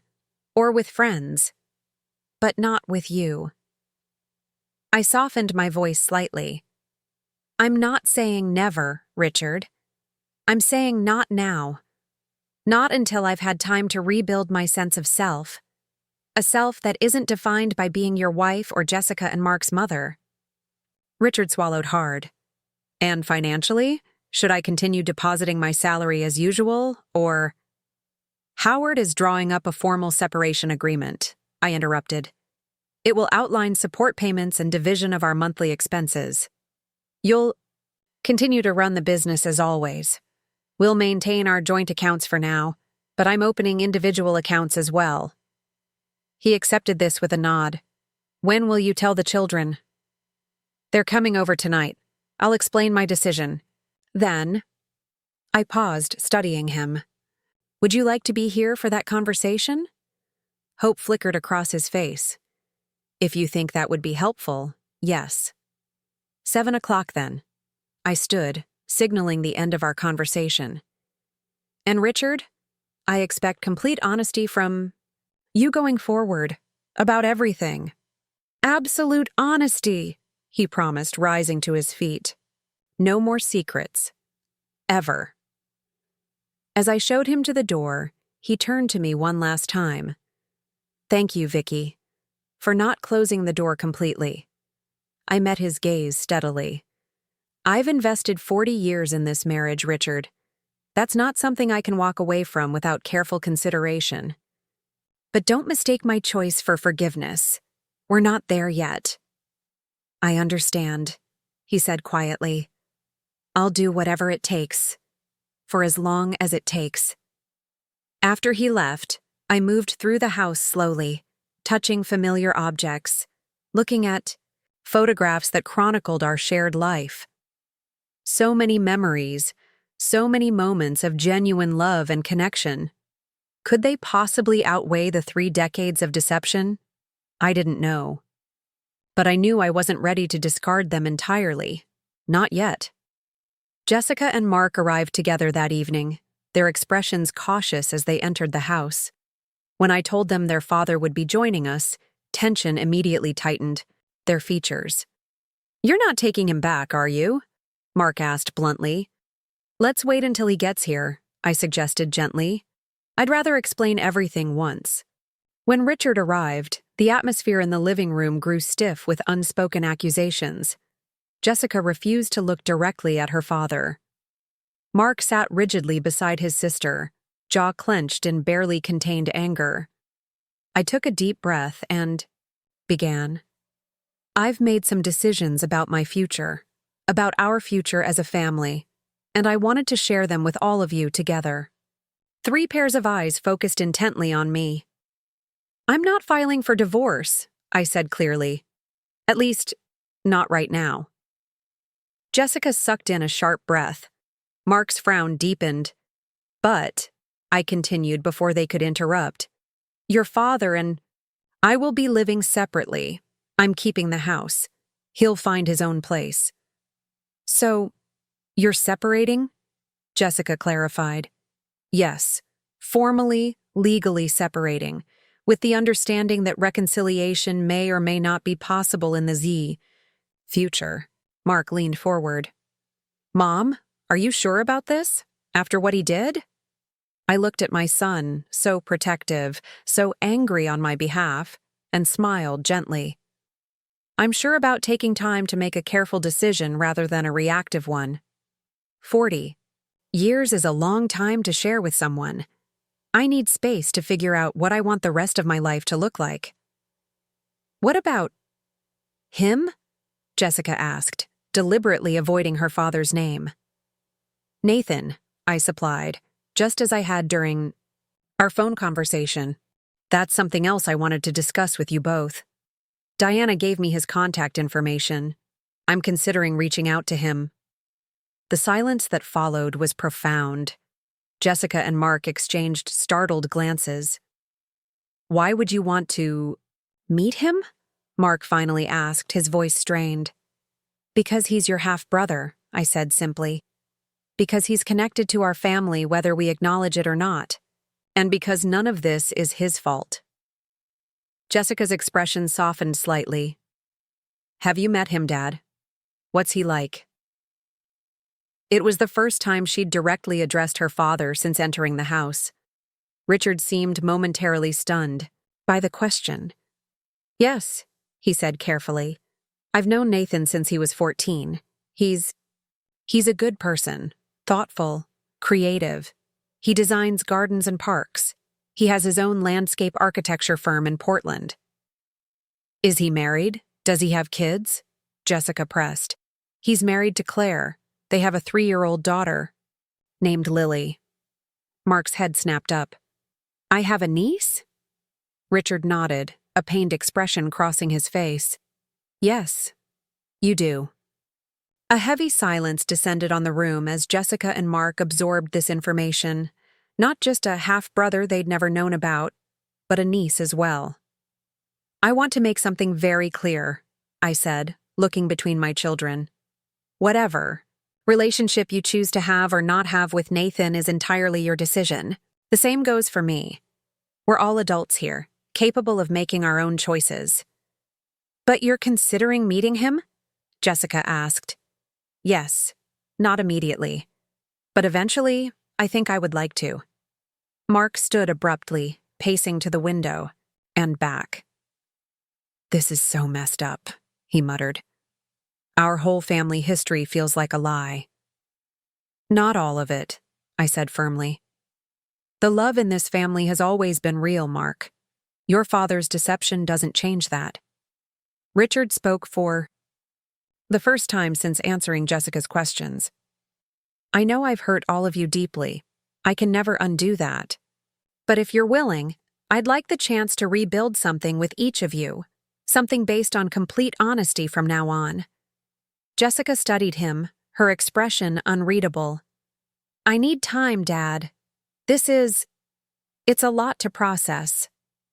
Me, too, Mark added, his anger seemingly diminished but not gone. I'm not ready to just move past this. I understand, Richard said quietly. Take all the time you need, both of you. I'll be here when you're ready. As the evening drew to a close, I walked them all to the door. Jessica hugged me tightly. Are you sure about this, Mom? The separation instead of divorce? I nodded against her shoulder. I'm sure about giving myself time to make the right decision, whatever that turns out to be. Mark embraced me next, his arms strong around my shoulders. Call if you need anything at all. I will, sweetheart. Richard was the last to leave. He paused on the threshold, looking back at me with a mixture of regret and hope. Thank you, Vicky, for giving me even this much chance. Offered a small nod. Good night, Richard. After closing the door, I leaned against it for a long moment, feeling both drained and oddly liberated. The future stretched before me, uncertain, yes, but also full of possibilities I hadn't considered before. The following week passed in a whirlwind of practical arrangements. Howard finalized our separation agreement. Richard found a small apartment downtown and moved his essential belongings out of the house. I opened my own bank accounts and began the process of establishing financial independence. Through it all, I felt a growing sense of purpose, of reclaiming my identity beyond wife and mother. 2 weeks after our family meeting, I sat in my sunroom with Diana Parker's business card. In my hand, Nathan's number written on the back in her elegant script. After minutes of deliberation, I picked up my phone and dialed. A male voice answered on the third ring. Hello? Nathan? This is Victoria Reynolds, Richard's wife. A startled pause. Mrs. Reynolds, I wasn't expecting your call. Please call me Victoria. I took a deep breath. I was wondering if you might be open to meeting sometime, just to talk. Another pause, longer this time. Yes, he said finally, his voice warm with cautious hope. I'd like that very much. We arranged to meet the following weekend at a neutral location, a cafe halfway between Oak Ridge and Portland. As I hung up, I felt a strange sense of rightness. This meeting wouldn't erase the past or heal all wounds, but it was a step toward something new, a future constructed from my own choices rather than Richard's deceptions. The next morning, I booked a flight to Seattle to visit Jessica for a week, followed by a solo trip to the coast I'd been wanting to take for years. Then, I called Grace. I've been thinking about that pottery class you mentioned last year, I said when she answered. The one I was too busy to take because of Richard's business dinners. Is it still running? Every Wednesday evening, she confirmed. Why? Are you interested? Yes, I said, surprising myself with how certain I felt. It's time I tried something new. Over the next few months, my life began to take a different shape. I traveled, not just to visit my children, but to places I'd always wanted to see.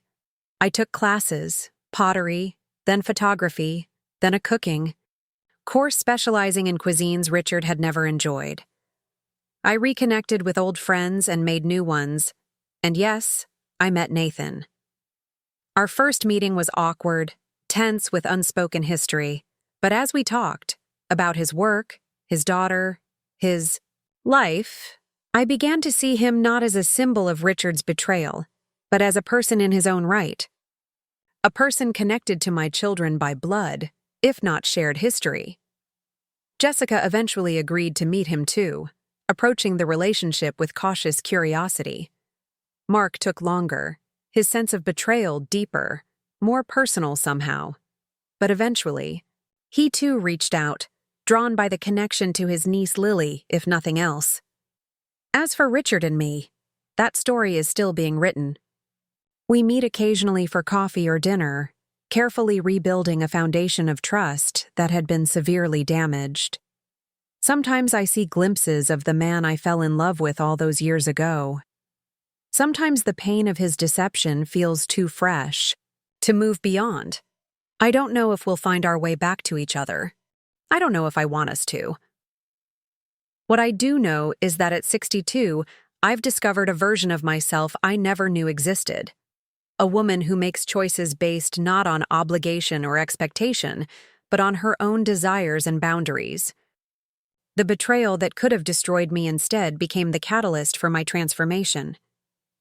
In losing the certainty of who I thought I was, Richard Reynolds' wife, the matriarch of our perfect family, I found the freedom to discover who I could be. And that, despite everything, feels like a gift I never expected to receive. 6 months into my separation from Richard, I found myself standing at the edge of Cedar Lake, watching the sunset over the water. I'd returned to the lake house alone, needing to reclaim this space that had been the setting for both decades of family memories and the dramatic unraveling of my marriage. The last time I'd stood on this dock, we'd been celebrating 40 years, together. Now I was here to decide if there would be a 41st. "I thought I might find you here," a voice said behind me. I turned to see Grace approaching, 2 glasses of wine in hand. She'd driven up with me for moral support, though she'd given me space most of the day to wander the property alone, lost in reflection. "Here," she said, handing me one of the glasses. "Seemed like you could use this." I accepted it with a grateful smile. "Am I that predictable?" "No," she replied, coming to stand beside me. "That's actually what I admire most about you these days. Victoria Reynolds has become decidedly unpredictable." The observation made me laugh softly. It was true. In the months since discovering Richard's secret son, I'd made choices that had surprised everyone, including myself.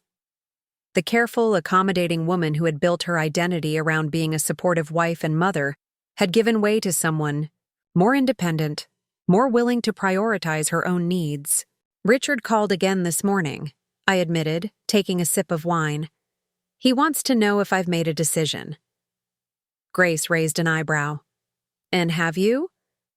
I gazed out over the darkening water, watching a pair of loons glide across the surface.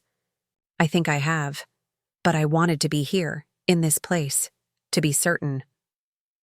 The last 6 months had been a journey unlike any I'd expected to take at 62. After the initial shock wore off, after the practical matters of separation were arranged, I'd found myself facing the most fundamental of questions. Who was Victoria Reynolds without Richard? The answer had unfolded slowly, in small moments, and larger realizations. I was someone who enjoyed traveling alone, who preferred documentaries to the action films Richard always chose, who loved spicy food that he'd always found too intense. I was a woman who could change a tire, thanks to a class at the community center, negotiate fiercely, as demonstrated when selling one of our joint investments, and find joy in simple pleasures like watching thunderstorms from my porch swing. I'd also discovered something unexpected, a capacity for forgiveness I hadn't known I possessed. "Richard and I had lunch last week," I told Grace, still gazing at the water. "He told me Nathan's wife is expecting another baby. I'm going to be a step-grandmother again." Grace studied me carefully. "How did that make you feel?" "Oddly happy," I admitted. "I've gotten to know Nathan over these past months. He's a good man. His daughter Lily is a delight. This baby, it's innocent in all this. Just another branch of a family tree that's more complicated than I ever imagined." My relationship with Nathan had evolved gradually from awkward first meetings into something resembling genuine friendship. He'd been respectful of my feelings, patient with my questions, and unfailingly kind. It was impossible to blame him for the circumstances of his birth or the secrets that had surrounded his existence. Jessica had embraced her half-brother with surprising ease, finding common ground in their shared artistic sensibilities. Mark had been more reluctant, but his resistance had softened after Nathan invited him to collaborate on a park project in the city. The architect and the landscape designer creating something beautiful together. "And Richard?" Grace prompted, gently. "Where do things stand with him?" I took another sip of wine, considering the question. "He's changed. Or perhaps he's simply showing me parts of himself he kept hidden before. He's more vulnerable, more open." I turned to face her directly. "He told me something last week that I can't stop thinking about." "What's that?" "He said that living without me these past months has shown him that he'd spent decades performing the role of husband, without truly understanding what it meant to be a partner. That he'd compartmentalized his life, family, business, his relationship with Nathan, thinking that was the way to protect everyone, when really it was just a way to protect himself from having to be fully honest with anyone." Grace nodded, thoughtfully. "That sounds like a hard-won insight." "It was," I agreed. "And it made me realize something too. I'd been performing as well, playing the perfect wife, the understanding mother, so focused on maintaining the appearance of an ideal family that I missed signs that should have been obvious." The evening air had grown chilly as darkness settled over the lake. Grace wrapped her cardigan more tightly around herself. "So what happens now?" I smiled faintly. "Now I go home and call Richard. Ask him to meet me tomorrow, and tell him my decision." That night, in the master bedroom of the lake house, the room Richard and I had shared for so many summers, I slept more peacefully than I had in months. By morning, I felt certain of my path forward. The drive back to Oak Ridge with Grace was quiet, both of us lost in our thoughts. She dropped me at my house with a tight hug and a whispered, "Call me later." Inside, the house felt different somehow. Still mine, but no longer defined by the absence of Richard. I'd redecorated in small ways over the months, replacing the heavy leather sofa he'd preferred with a lighter, more comfortable sectional, painting the dining room the sage green he'd always vetoed, hanging artwork I'd purchased during my travels. I called Richard immediately. "Can you come over tomorrow evening, around 7? "Of course," he replied, his voice carefully neutral. "Should I bring anything?" "Just yourself," I said. "We have a lot to talk about." That evening, I prepared for our conversation by reviewing the journey of the past 6 months. Not just the practical changes in my life, but the emotional evolution I'd undergone. I'd moved from shock to anger to grief, finally arriving at a place of clarity I hadn't expected to find. When Richard arrived the following evening, punctual as always, I was waiting in the sunroom, a bottle of wine and 2 glasses set on the small table between the chairs. He looked good. The initial haggardness that had followed our separation had given way to a healthier appearance. He'd lost weight, his clothes more stylish than the conservative business attire he'd favored for decades. "Thank you for coming," I said, gesturing for him to sit. "Thank you for inviting me." He settled into the chair opposite mine, his posture tense despite his attempt at a relaxed smile. "You look wonderful, Vicky." "Thank you." I poured wine for both of us, then set the bottle aside. "I've made a decision about our future." Richard nodded, taking a careful breath. "I'm ready to hear it, whatever you've decided." I studied him for a moment. This man I'd loved for most of my adult life, who had hurt me deeply, yet who remained intertwined with my sense of self in ways I couldn't fully untangle. "I don't want a divorce," I said simply. Relief flooded his expression, followed quickly by cautious hope. "You don't?" "No. But I don't want to simply resume our marriage as it was, either." I leaned forward slightly. "These past 6 months have shown me that I'm capable of living independently, of making my own choices. I'm not willing to give that up. I wouldn't ask you to, he said quickly. What I'm proposing is a new kind of partnership, I continued. One based on complete honesty, mutual respect, and the understanding that we are two whole people choosing to be together, not two halves desperately clinging to each other. Richard nodded slowly. What would that look like, practically speaking? I want to keep this house as my primary residence, I said. You can move back in if you'd like. But I also want to maintain the freedom to travel when I choose, to pursue my own interests, to make decisions without always needing to consult you first. And what about me? Would I have the same freedom? Yes, I said firmly. That's exactly the point. We each maintain our independence while choosing to share our lives. The difference is that now, that sharing would include complete transparency. No more secrets, no more compartmentalized lives. Richard was quiet for a moment, absorbing my words. This isn't what I expected, he admitted finally. No? He shook his head. I thought you'd either want a divorce or a return to the way things were before. A small, rueful smile crossed his face. I should have known better.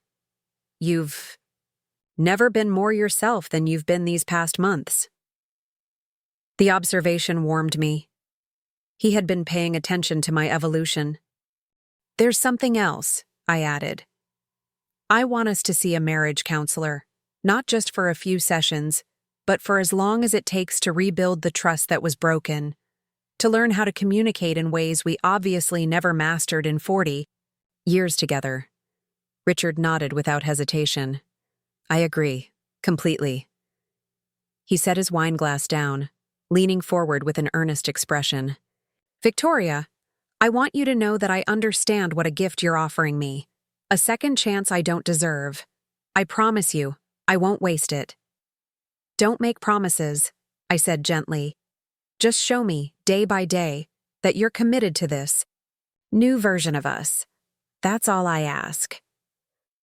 Later that evening, after Richard had left with plans to begin moving back in the following weekend, I called Grace as promised.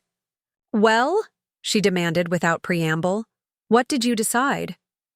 I'm giving our marriage another chance, I told her, but on my terms this time. And what does Richard think of your terms? He's grateful for any chance at all, I said simply. And I think he genuinely understands why things need to be different going forward. Grace was quiet for a moment. Are you sure about this, Vicky? Really sure? Yes, I said, surprised by how confident I felt. Not because I can't live without him, these months have proven I can. But because, having found myself again, I've discovered I still want to share my life with him. The difference is that now it's a choice, not a dependency. Well then, Grace said warmly, I'm happy for you, for both of you. After we hung up, I sat in my sunroom, my favorite space in the house, and watched the stars appear in the darkening sky. The path ahead wouldn't be easy. Trust, once broken, doesn't mend overnight. But for the first time in months, I felt hopeful about our future. Not the future I'd once envisioned, but something potentially stronger, more authentic. The following weekend, Richard moved back in with minimal fanfare. He brought only his clothes and personal items, leaving behind the furniture he'd purchased for his apartment. I want this to feel like a fresh start, he explained. Not like I'm just slotting back into my old life. We established new routines, cooking together rather than me handling all the meals as I once had, dividing household responsibilities more equitably, setting aside time each week for honest conversations about our feelings and expectations. Our first session with Dr. Elaine Harper, a marriage counselor specializing in long-term relationships, was both challenging and illuminating. What are your goals for therapy? She asked, looking between us. To rebuild trust, I said immediately. To learn how to be truly intimate, Richard added. Not just physically, but emotionally. To stop hiding behind roles and really see each other. Dr. Harper nodded. Both excellent goals. But I should warn you, this process will require facing uncomfortable truths about yourselves and your relationship. Are you prepared for that? We exchanged glances, then nodded in unison. Good, she said. Then let's begin by examining the patterns that allowed such significant secrets to exist within your marriage for so long. That first session was painful, exposing the dysfunctional dynamics we'd established early in our relationship. My tendency to accommodate rather than confront. Richard's habit of compartmentalizing difficult emotions. Our shared commitment to maintaining appearances at all costs. You've both been performing rather than participating in your marriage, Dr. Harper observed. Victoria as the perfect supportive wife, Richard as the successful provider and family man. Those roles served a purpose, but they also created the perfect environment for secrets to flourish. Her words stung with their accuracy. Over the weeks that followed, we continued our sessions while also implementing small but significant changes at home. We established a weekly date night, trying new restaurants or activities rather than falling back on old favorites. We read books together, discussing them over morning coffee. We shared dreams and fears we'd previously kept to ourselves. The physical aspect of our relationship evolved as well. After months apart, we approached intimacy cautiously, almost shyly, like new lovers rather than a couple with 4 decades of shared history. There was a vulnerability to our reconnection that felt both foreign and precious. 3 months after Richard moved back in, we hosted our first family dinner with Jessica, Mark, and their spouses. The evening was tentative, conversations sometimes stilted, but by dessert, a semblance of normality had returned. Mark debating politics with his father, Jessica sharing stories from work, Daniel and Olivia contributing anecdotes about their respective days. As I carried plates to the kitchen, afterward Jessica followed me. "Are you happy, Mom?" she asked directly. "Really happy, not just making the best of things?" I set the dishes in the sink and turned to face my daughter. "Yes," I said simply. "Not in the same way I thought I was before. This is different, more authentic." She studied me for a moment, then nodded, apparently satisfied by what she saw in my expression. "Good. That's all that matters to me." The next significant milestone came when Richard suggested we invite Nathan and his family for dinner. "Only if you're comfortable with it," he added quickly. But I thought, it might be good for all of us to be together, as a family. The suggestion would have been unthinkable 6 months earlier. Now, it felt like a natural progression. "I think that's a wonderful idea," I said. The evening of that dinner, I found myself experiencing an unexpected sense of anticipation. I'd met Nathan several times by then, and his wife Claire once or twice. Their daughter Lily was a charming 3-year-old with Richard's eyes and Claire's curly hair. But this would be the first time they'd be in our home, the home Richard and I had shared for decades while Nathan remained a secret. "Are you nervous?" Richard asked, finding me in the kitchen arranging a cheese platter. "A little," I admitted. "But not in the way you might think. I'm more worried about making them feel welcome, about making sure Lily is comfortable." Richard's expression softened. "You're remarkable, you know that? After everything, you're still thinking about making others feel at ease." I smiled but shook my head slightly. Not remarkable, just trying to move forward rather than looking back.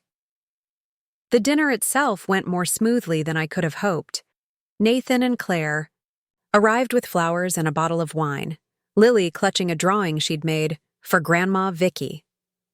The simple title brought unexpected tears to my eyes.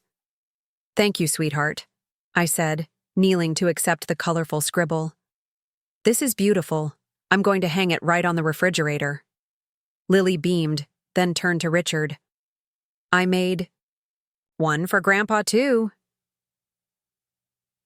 As we sat around the dining table later, Richard and I, Nathan and Claire, Mark and Olivia, Jessica and Daniel, I found myself studying the faces of these people connected by blood, choice, and circumstance.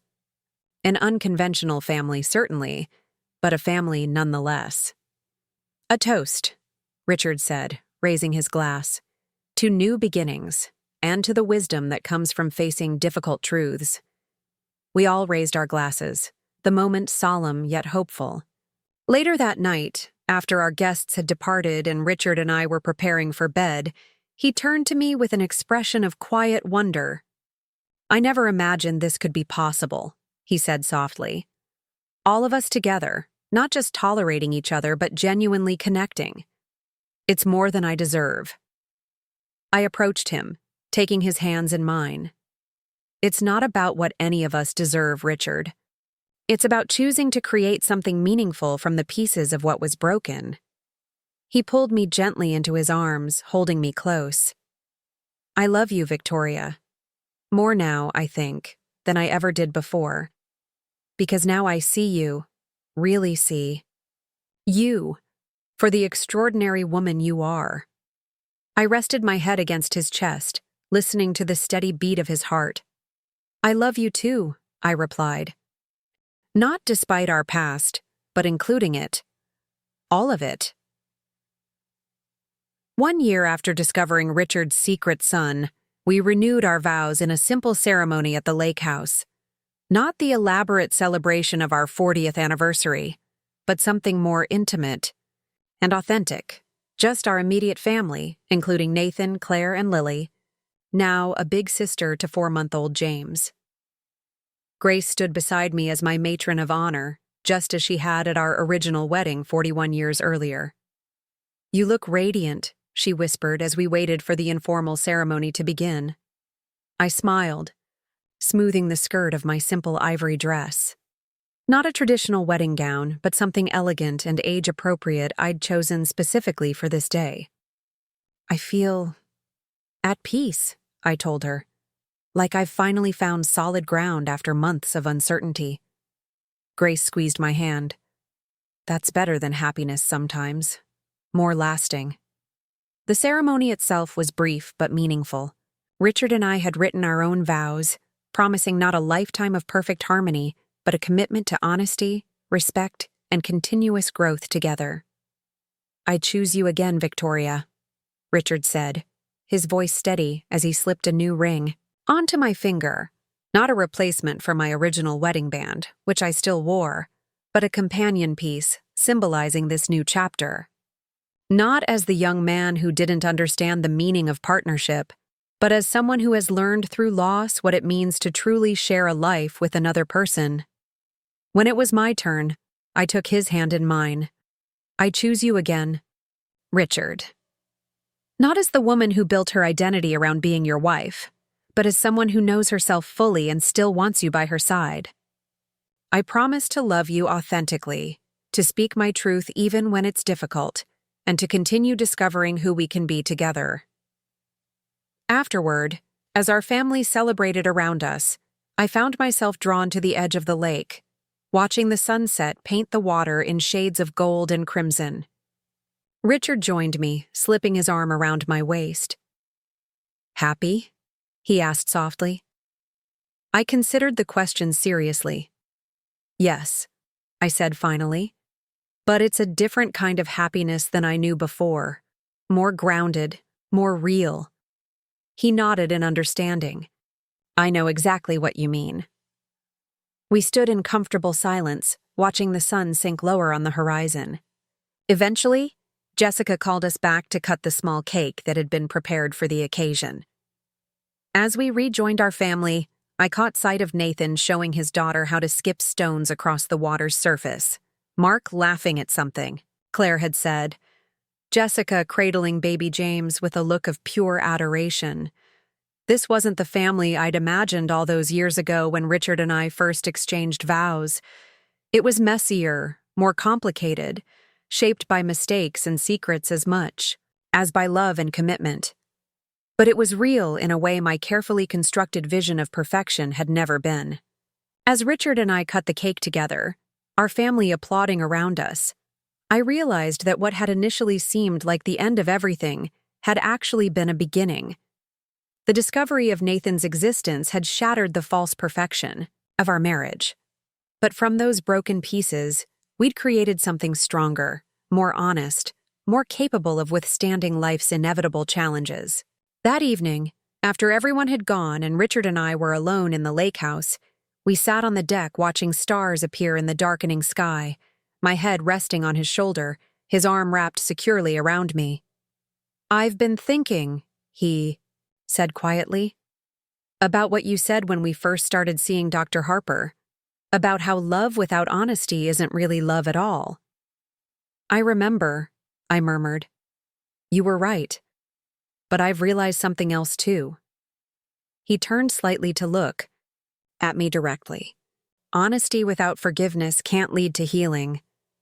Thank you for finding a way to forgive me, Vicky, for giving us this second chance." I reached up to touch his face gently. "Forgiveness wasn't something I gave you, Richard. It was something I gave myself. Permission to love you again despite everything. Permission to build a new life that acknowledges the past without being imprisoned by it." He covered my hand with his, turning to press a kiss against my palm. "However it came about, I'm grateful."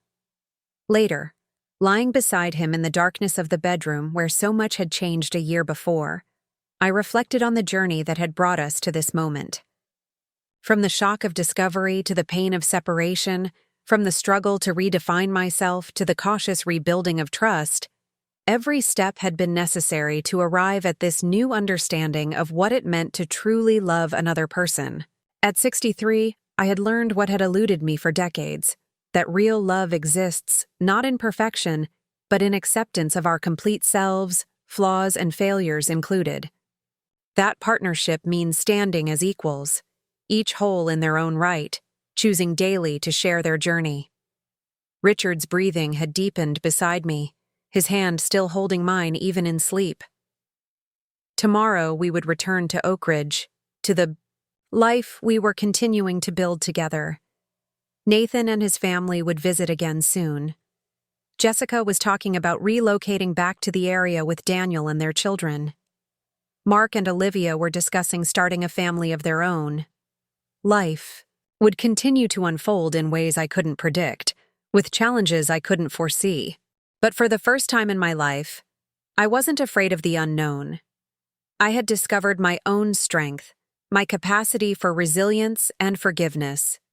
I had learned that endings can become beginnings, that betrayal can lead to authenticity, that what appears broken beyond repair can be transformed into something new and beautiful. As sleep began to claim me, I held that knowledge close, a hard-won wisdom that would guide whatever came next in this unexpected story that was still being written, one honest day at a time. 2 years after renewing our vows, Richard and I settled into what I now think of as our second marriage, different from the first in all the ways that matter most. The rhythm of our life together had shifted, becoming more deliberate, more conscious. No longer operating on the automatic patterns established decades ago, we now made choices daily about how we wanted to exist together as partners. Our weekly sessions with Dr. Harper had evolved from crisis management to thoughtful discussions about communication and emotional intimacy. She often remarked on how far we'd come. "Many couples never recover from betrayal of this magnitude," she observed, during one of our monthly check-ins. "What do you think has made the difference for you two?" Richard and I exchanged glances, a silent communication passing between us. "Time," I offered, "giving ourselves permission to heal at our own pace." "Commitment to complete honesty," Richard added, "even when it's uncomfortable." Dr. Harper nodded. "Those are certainly important factors, but I'd suggest there's something else at work here. Something less tangible, but equally crucial." "What's that?" I asked. "You both allowed yourselves to be transformed by the experience," she said simply. "Instead of trying to repair what was broken, you built something entirely new from the pieces." Her observation lingered with me long after that session ended. It was true. We hadn't merely patched the cracks in our marriage. We'd created a different relationship altogether, one founded on a deeper understanding of ourselves and each other. On a crisp autumn morning shortly after that conversation, I sat in my sunroom with my first cup of coffee, watching golden light filter through the changing leaves of our maple tree. Richard had left early for his regular breakfast with Nathan, a monthly tradition they'd established that had gradually extended to include Mark as well. The slow, careful building of relationships between my husband's sons had been one of the unexpected gifts of these past 2 years. It hadn't been smooth or immediate. Mark's sense of betrayal ran deep, his resentment of Nathan initially palpable. But over time, shared interests and Richard's gentle persistence had created a tentative bridge between them. Now they met regularly without Richard's mediation. Nathan consulting Mark on architectural elements for his landscape designs, Mark inviting Nathan's family to holiday gatherings. Not quite brothers in the traditional sense, but connected by more than just biology. The sound of the front door opening interrupted my thoughts. "Vicky?" Richard called. "Are you home?" "In the sunroom," I replied, surprised. "You're back early." He appeared in the doorway, a curious mix of excitement and nervousness on his face. "I want to show you something." I set my coffee aside. "What is it?" Instead of answering, he held out his hand. "Come with me?" Intrigued, I allowed him to lead me outside to his car. As we drove through town and toward the outskirts of Oak Ridge, my curiosity deepened. "Are you going to tell me where we're going?" I asked, watching familiar landmarks give way to more rural surroundings. "It's a surprise," Richard said. "I?" Hint of boyish enthusiasm in his voice that reminded me of the younger man I'd fallen in love with decades ago. 20 minutes later, he turned onto a winding gravel road bordered by tall pines and flowering dogwoods. After about half a mile, the trees opened to reveal a charming cottage overlooking a small, pristine lake I'd never seen before. "Richard, what is this place?" I asked as he parked in front of the cottage.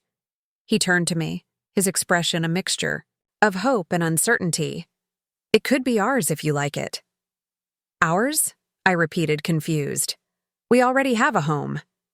"I know," he said quickly, "and I'm not suggesting we sell it. But I've been thinking. You mentioned wanting a place where the whole family could gather, somewhere neutral that doesn't carry the history of our house or the lake house." He was right. I had mentioned it months ago during a conversation about holiday plans. The idea of creating new traditions in a space unmarked by past secrets and revelations had appealed to me. "Come see inside," Richard urged gently. The cottage was simple but charming.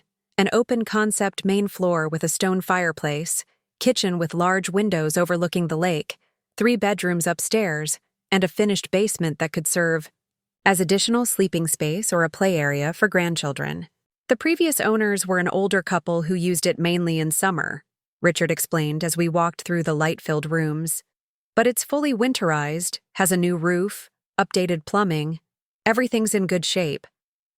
I moved to the back deck, taking in the stunning view of the lake, glassy and still in the morning light. "It's beautiful," I admitted. "But Richard, this is a significant decision. A second property is a major commitment." He joined me on the deck, leaning against the railing beside me.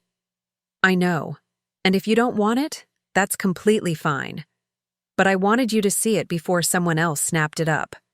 He paused, his expression growing more serious. "There's something else I should tell you." I turned to face him fully. "What is it?" "I consulted with Jessica and Mark before bringing you here, and Nathan too." He hesitated. "I wanted to make sure everyone would feel comfortable with this being a family gathering place." The careful consideration touched me deeply. 2 years ago, Richard would have made this decision unilaterally, presenting it as a fait accompli rather than a possibility to be explored together. "And what did they think?" I asked, A smile spread across his face. They loved the idea. Jessica already has ideas for the kitchen. Apparently, Daniel needs a proper space for his cooking experiments. Mark talked about building a dock next spring. And Nathan? He paused. Nathan offered to design the landscaping as a gift to us. I felt a sudden, unexpected swell of emotion. This place represented something I hadn't realized I wanted. Until this moment. A fresh start. A neutral ground where our blended, complicated family could create new memories untainted by the past. I'm not asking for an answer today, Richard added quickly. Take some time to think about it. We can come back, visit in different weather, make sure it feels right. I nodded, still absorbing the possibility. Thank you for finding this, for thinking of it. He took my hand, squeezing it gently. Whatever you decide is fine. I just wanted you to see the possibility. As we drove home, I found myself already imagining summer barbecues on that deck, Thanksgiving gatherings around, a large table, winter evenings with grandchildren building puzzles by the fireplace, a place of new beginnings, of chosen connections rather than obligatory ones. Let's do it, I said suddenly, the words surprising even me. Richard glanced over, eyebrows raised. You're sure? You don't need more time to think? I shook my head, a certainty settling over me. No, it feels right. A new chapter for all of us. His smile was brilliant, genuine joy lighting his features. I was hoping you'd say that. 2 months later, on a snowy December afternoon, we gathered at the cottage, newly ours, for our first family Christmas celebration in the new space. Jessica and Daniel arrived first with their 2 children, followed shortly by Mark and Olivia, who had announced just weeks earlier that they were expecting their first child in summer.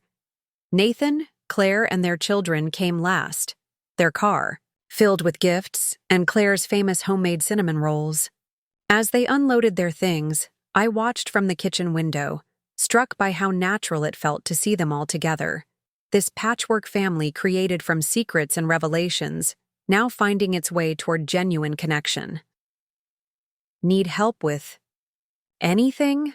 Richard asked, coming to stand beside me. I leaned against him slightly. No, just taking it all in. He followed my gaze to the scene outside. Our children, their spouses, our grandchildren, all laughing as they navigated the snowy path to the front door. It's something, isn't it? Not what we planned, but better in some ways, I finished for him. More authentic. He pressed a kiss to my temple. Exactly. The weekend unfolded in a blur of activity, meals prepared together in the spacious kitchen, board games by the fireplace, walks around the frozen lake, impromptu dance parties instigated by the grandchildren. On Christmas Eve, as we all gathered for dinner at the long table Richard and Mark had built specifically for the cottage, I found myself overwhelmed by a sense of gratitude so profound it momentarily took my breath away. Looking around at these faces, some connected by blood, others by choice, all now part of a family constellation I couldn't have imagined 3 years earlier. I realized that the betrayal that had nearly destroyed us had, ironically, created the opportunity for something more genuine to emerge. Later that night, after the younger children had been tucked into bed with promises that Santa would find them even at the new cottage, the adults gathered in the living room with glasses of wine and Richard's famous hot chocolate. Conversation flowed easily, punctuated by laughter and the occasional good-natured disagreement. Mom, Jessica said suddenly during a lull in the conversation, I've been meaning to ask you something. I turned to my daughter, curious. What is it, sweetheart? She glanced at Daniel, who nodded encouragingly. We've been thinking. We'd like to move back to Oak Ridge permanently. Daniel's been offered a position at the culinary school, and with the kids getting older, we want them to grow up closer to family. Joy blossomed in my chest. That would be wonderful, but what about your job? The gallery in Seattle? Jessica smiled. That's the other part of the news. I've been offered a position as director of the Art Center in Oak Ridge. They want to expand their exhibition program, develop more community outreach. That's perfect for you, I said warmly, already, imagining having my daughter and grandchildren nearby after years of visits limited by distance. There's more, Jessica continued, a slight hesitation in her voice. She glanced toward Nathan, who nodded slightly.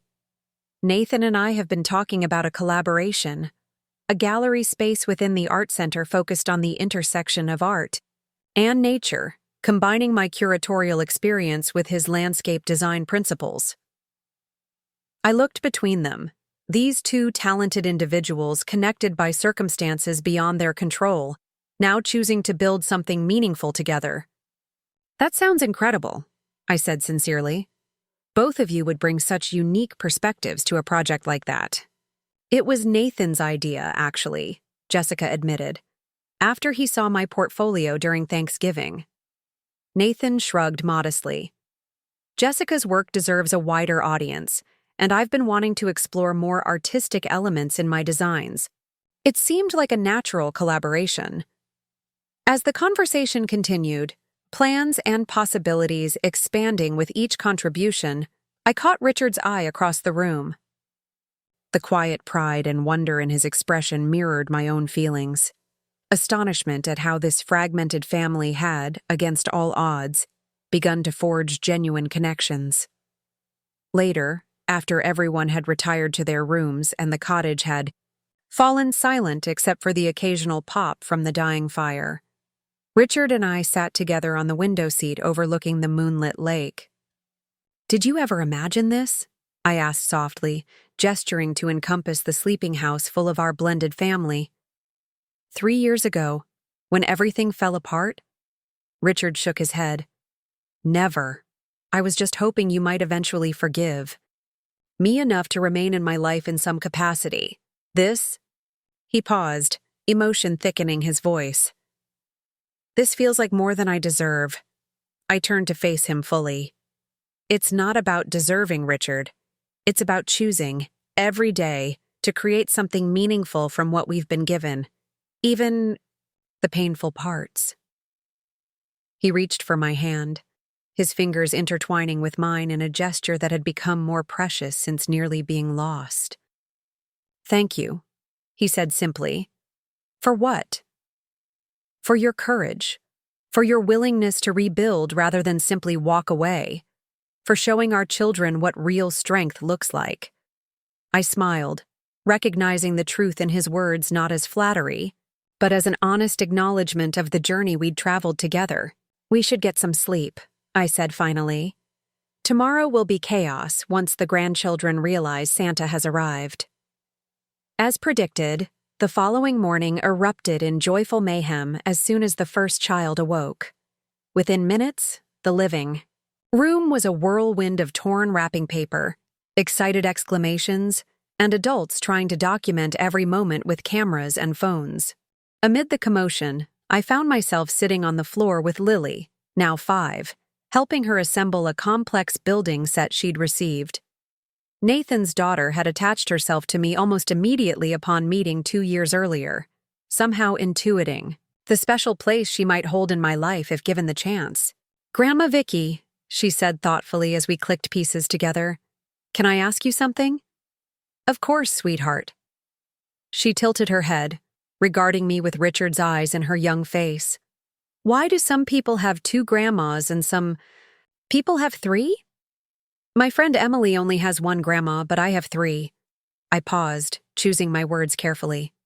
"Families come in all different shapes and sizes, Lily.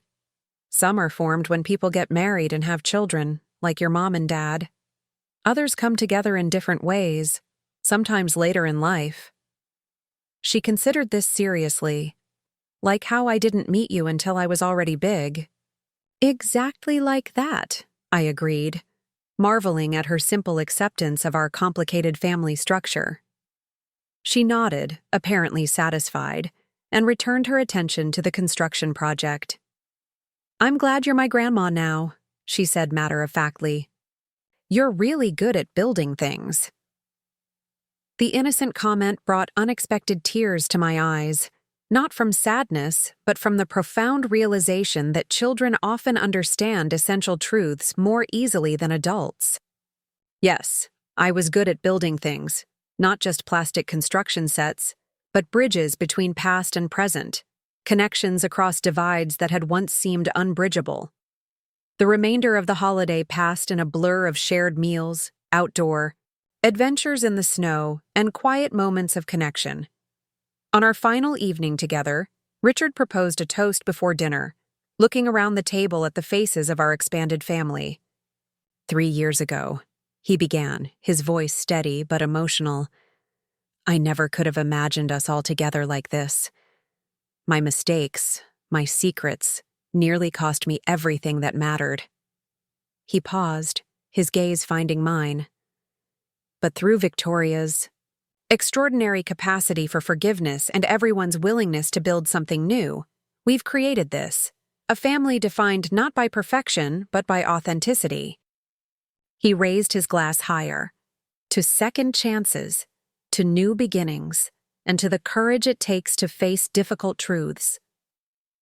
To family, Nathan added quietly, raising his own glass. To family, everyone echoed, the simple word encompassing the complex reality we had all chosen to embrace. As winter gave way to spring, the cottage became the centerpiece of our family gatherings. Easter celebrations with an elaborate egg hunt designed by Nathan around the property. Memorial Day weekends with barbecues on the newly built deck. Summer, swimming in the lake where Richard taught the grandchildren to fish from the dock Mark had constructed. Jessica and Daniel found a charming house in Oak Ridge just 10 minutes from our home, and their collaborative project with Nathan at the Art Center quickly became a respected venue for emerging artists in the region. Mark and Olivia welcomed their daughter in June, naming her Grace, after my steadfast friend who had supported me through the darkest days of discovery and separation. Life settled into new patterns, not perfect, but rich with genuine connection. Richard and I continued our monthly sessions with Dr. Harper, not because our marriage was in crisis, but because we valued the space to reflect on our journey and continue growing together. You know, Dr. Harper remarked during one session as, "We approach the 3rd anniversary of my discovery. What you've accomplished is quite remarkable. Many couples never recover from betrayal of this magnitude." We almost didn't, I acknowledged. There were moments when walking away seemed like the only possible response. "What made the difference, do you think?" she asked, though I suspected she already knew the answer. Richard and I exchanged glances, a wealth of shared understanding passing between us. "Choosing transformation over mere repair," I said finally, recognizing that we couldn't go back to what was, but we could move forward to something new. And realizing that forgiveness isn't a single act, but a daily choice, Richard added. One that has to be earned through consistent honesty and respect. Dr. Harper nodded, satisfaction in her expression. Those are hard-won insights, ones that will serve you well in whatever challenges lie ahead. On the 3rd anniversary of the day I found that fateful envelope, Richard and I returned to Cedar Lake, to the dock where our 40th anniversary celebration had unraveled into revelation and pain. The spring day was perfect. Clear blue skies, gentle breeze, the lake's surface glittering with sunlight. "Why did you want to come back here today?" Richard asked as we stood side by side, looking out over the water. "Wouldn't it be better to let this date pass unmarked?" I shook my head. "I don't want to pretend it never happened, Richard. That day changed everything, in ways that were painful, yes, but ultimately transformative." He nodded slowly. "I understand, though I still wish I could undo the hurt I caused you." "If you could go back and change things," I asked, genuinely curious, "what would you do differently?" He considered the question carefully. "I would have told you about Nathan, from the beginning, of course, but beyond that." He paused, thoughtful. "I would have worked harder to be truly present in our marriage, to share my whole self with you, rather than presenting only the parts I thought you wanted to see. And I would have asked deeper questions, I said. Challenged the easy answers. Made space for difficult truths rather than clinging to comfortable illusions. We stood in companionable silence for a while, each absorbed in our own reflections on the journey that had brought us to this moment. I have something for you, Richard said finally, reaching into his pocket. He withdrew a small velvet box, offering it to me with a slightly nervous smile. Inside was a delicate silver pendant, a tree of life design, its branches spreading into an intricate pattern of silver wire and tiny gemstones. It's beautiful, I said softly, lifting it from the box. What are the stones? Birthstones, Richard explained.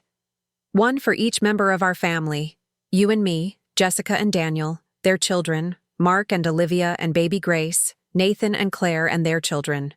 All of us, connected. Tears welled in my eyes as I turned the pendant, watching sunlight catch the various colors, sapphire, emerald, diamond, ruby, amethyst, each representing someone now woven into the fabric of our shared life. Will you help me put it on? I asked, handing him the necklace and turning around. His fingers were gentle as he fastened the clasp at the nape of my neck, the pendant settling against my skin like a promise. Perfect, he murmured, his hands coming to rest lightly on my shoulders. I turned to face him, taking both his hands in mine. 3 years ago, standing in this exact spot, I thought my life as I knew it was over. It was, he said quietly. For both of us. I nodded. Yes. But what I couldn't see then was that endings can also be beginnings.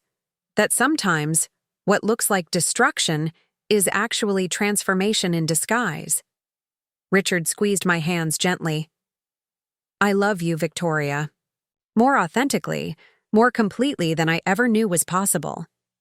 I love you too, I replied, the words carrying the weight of our shared journey, the pain and the healing, the breaking and the rebuilding.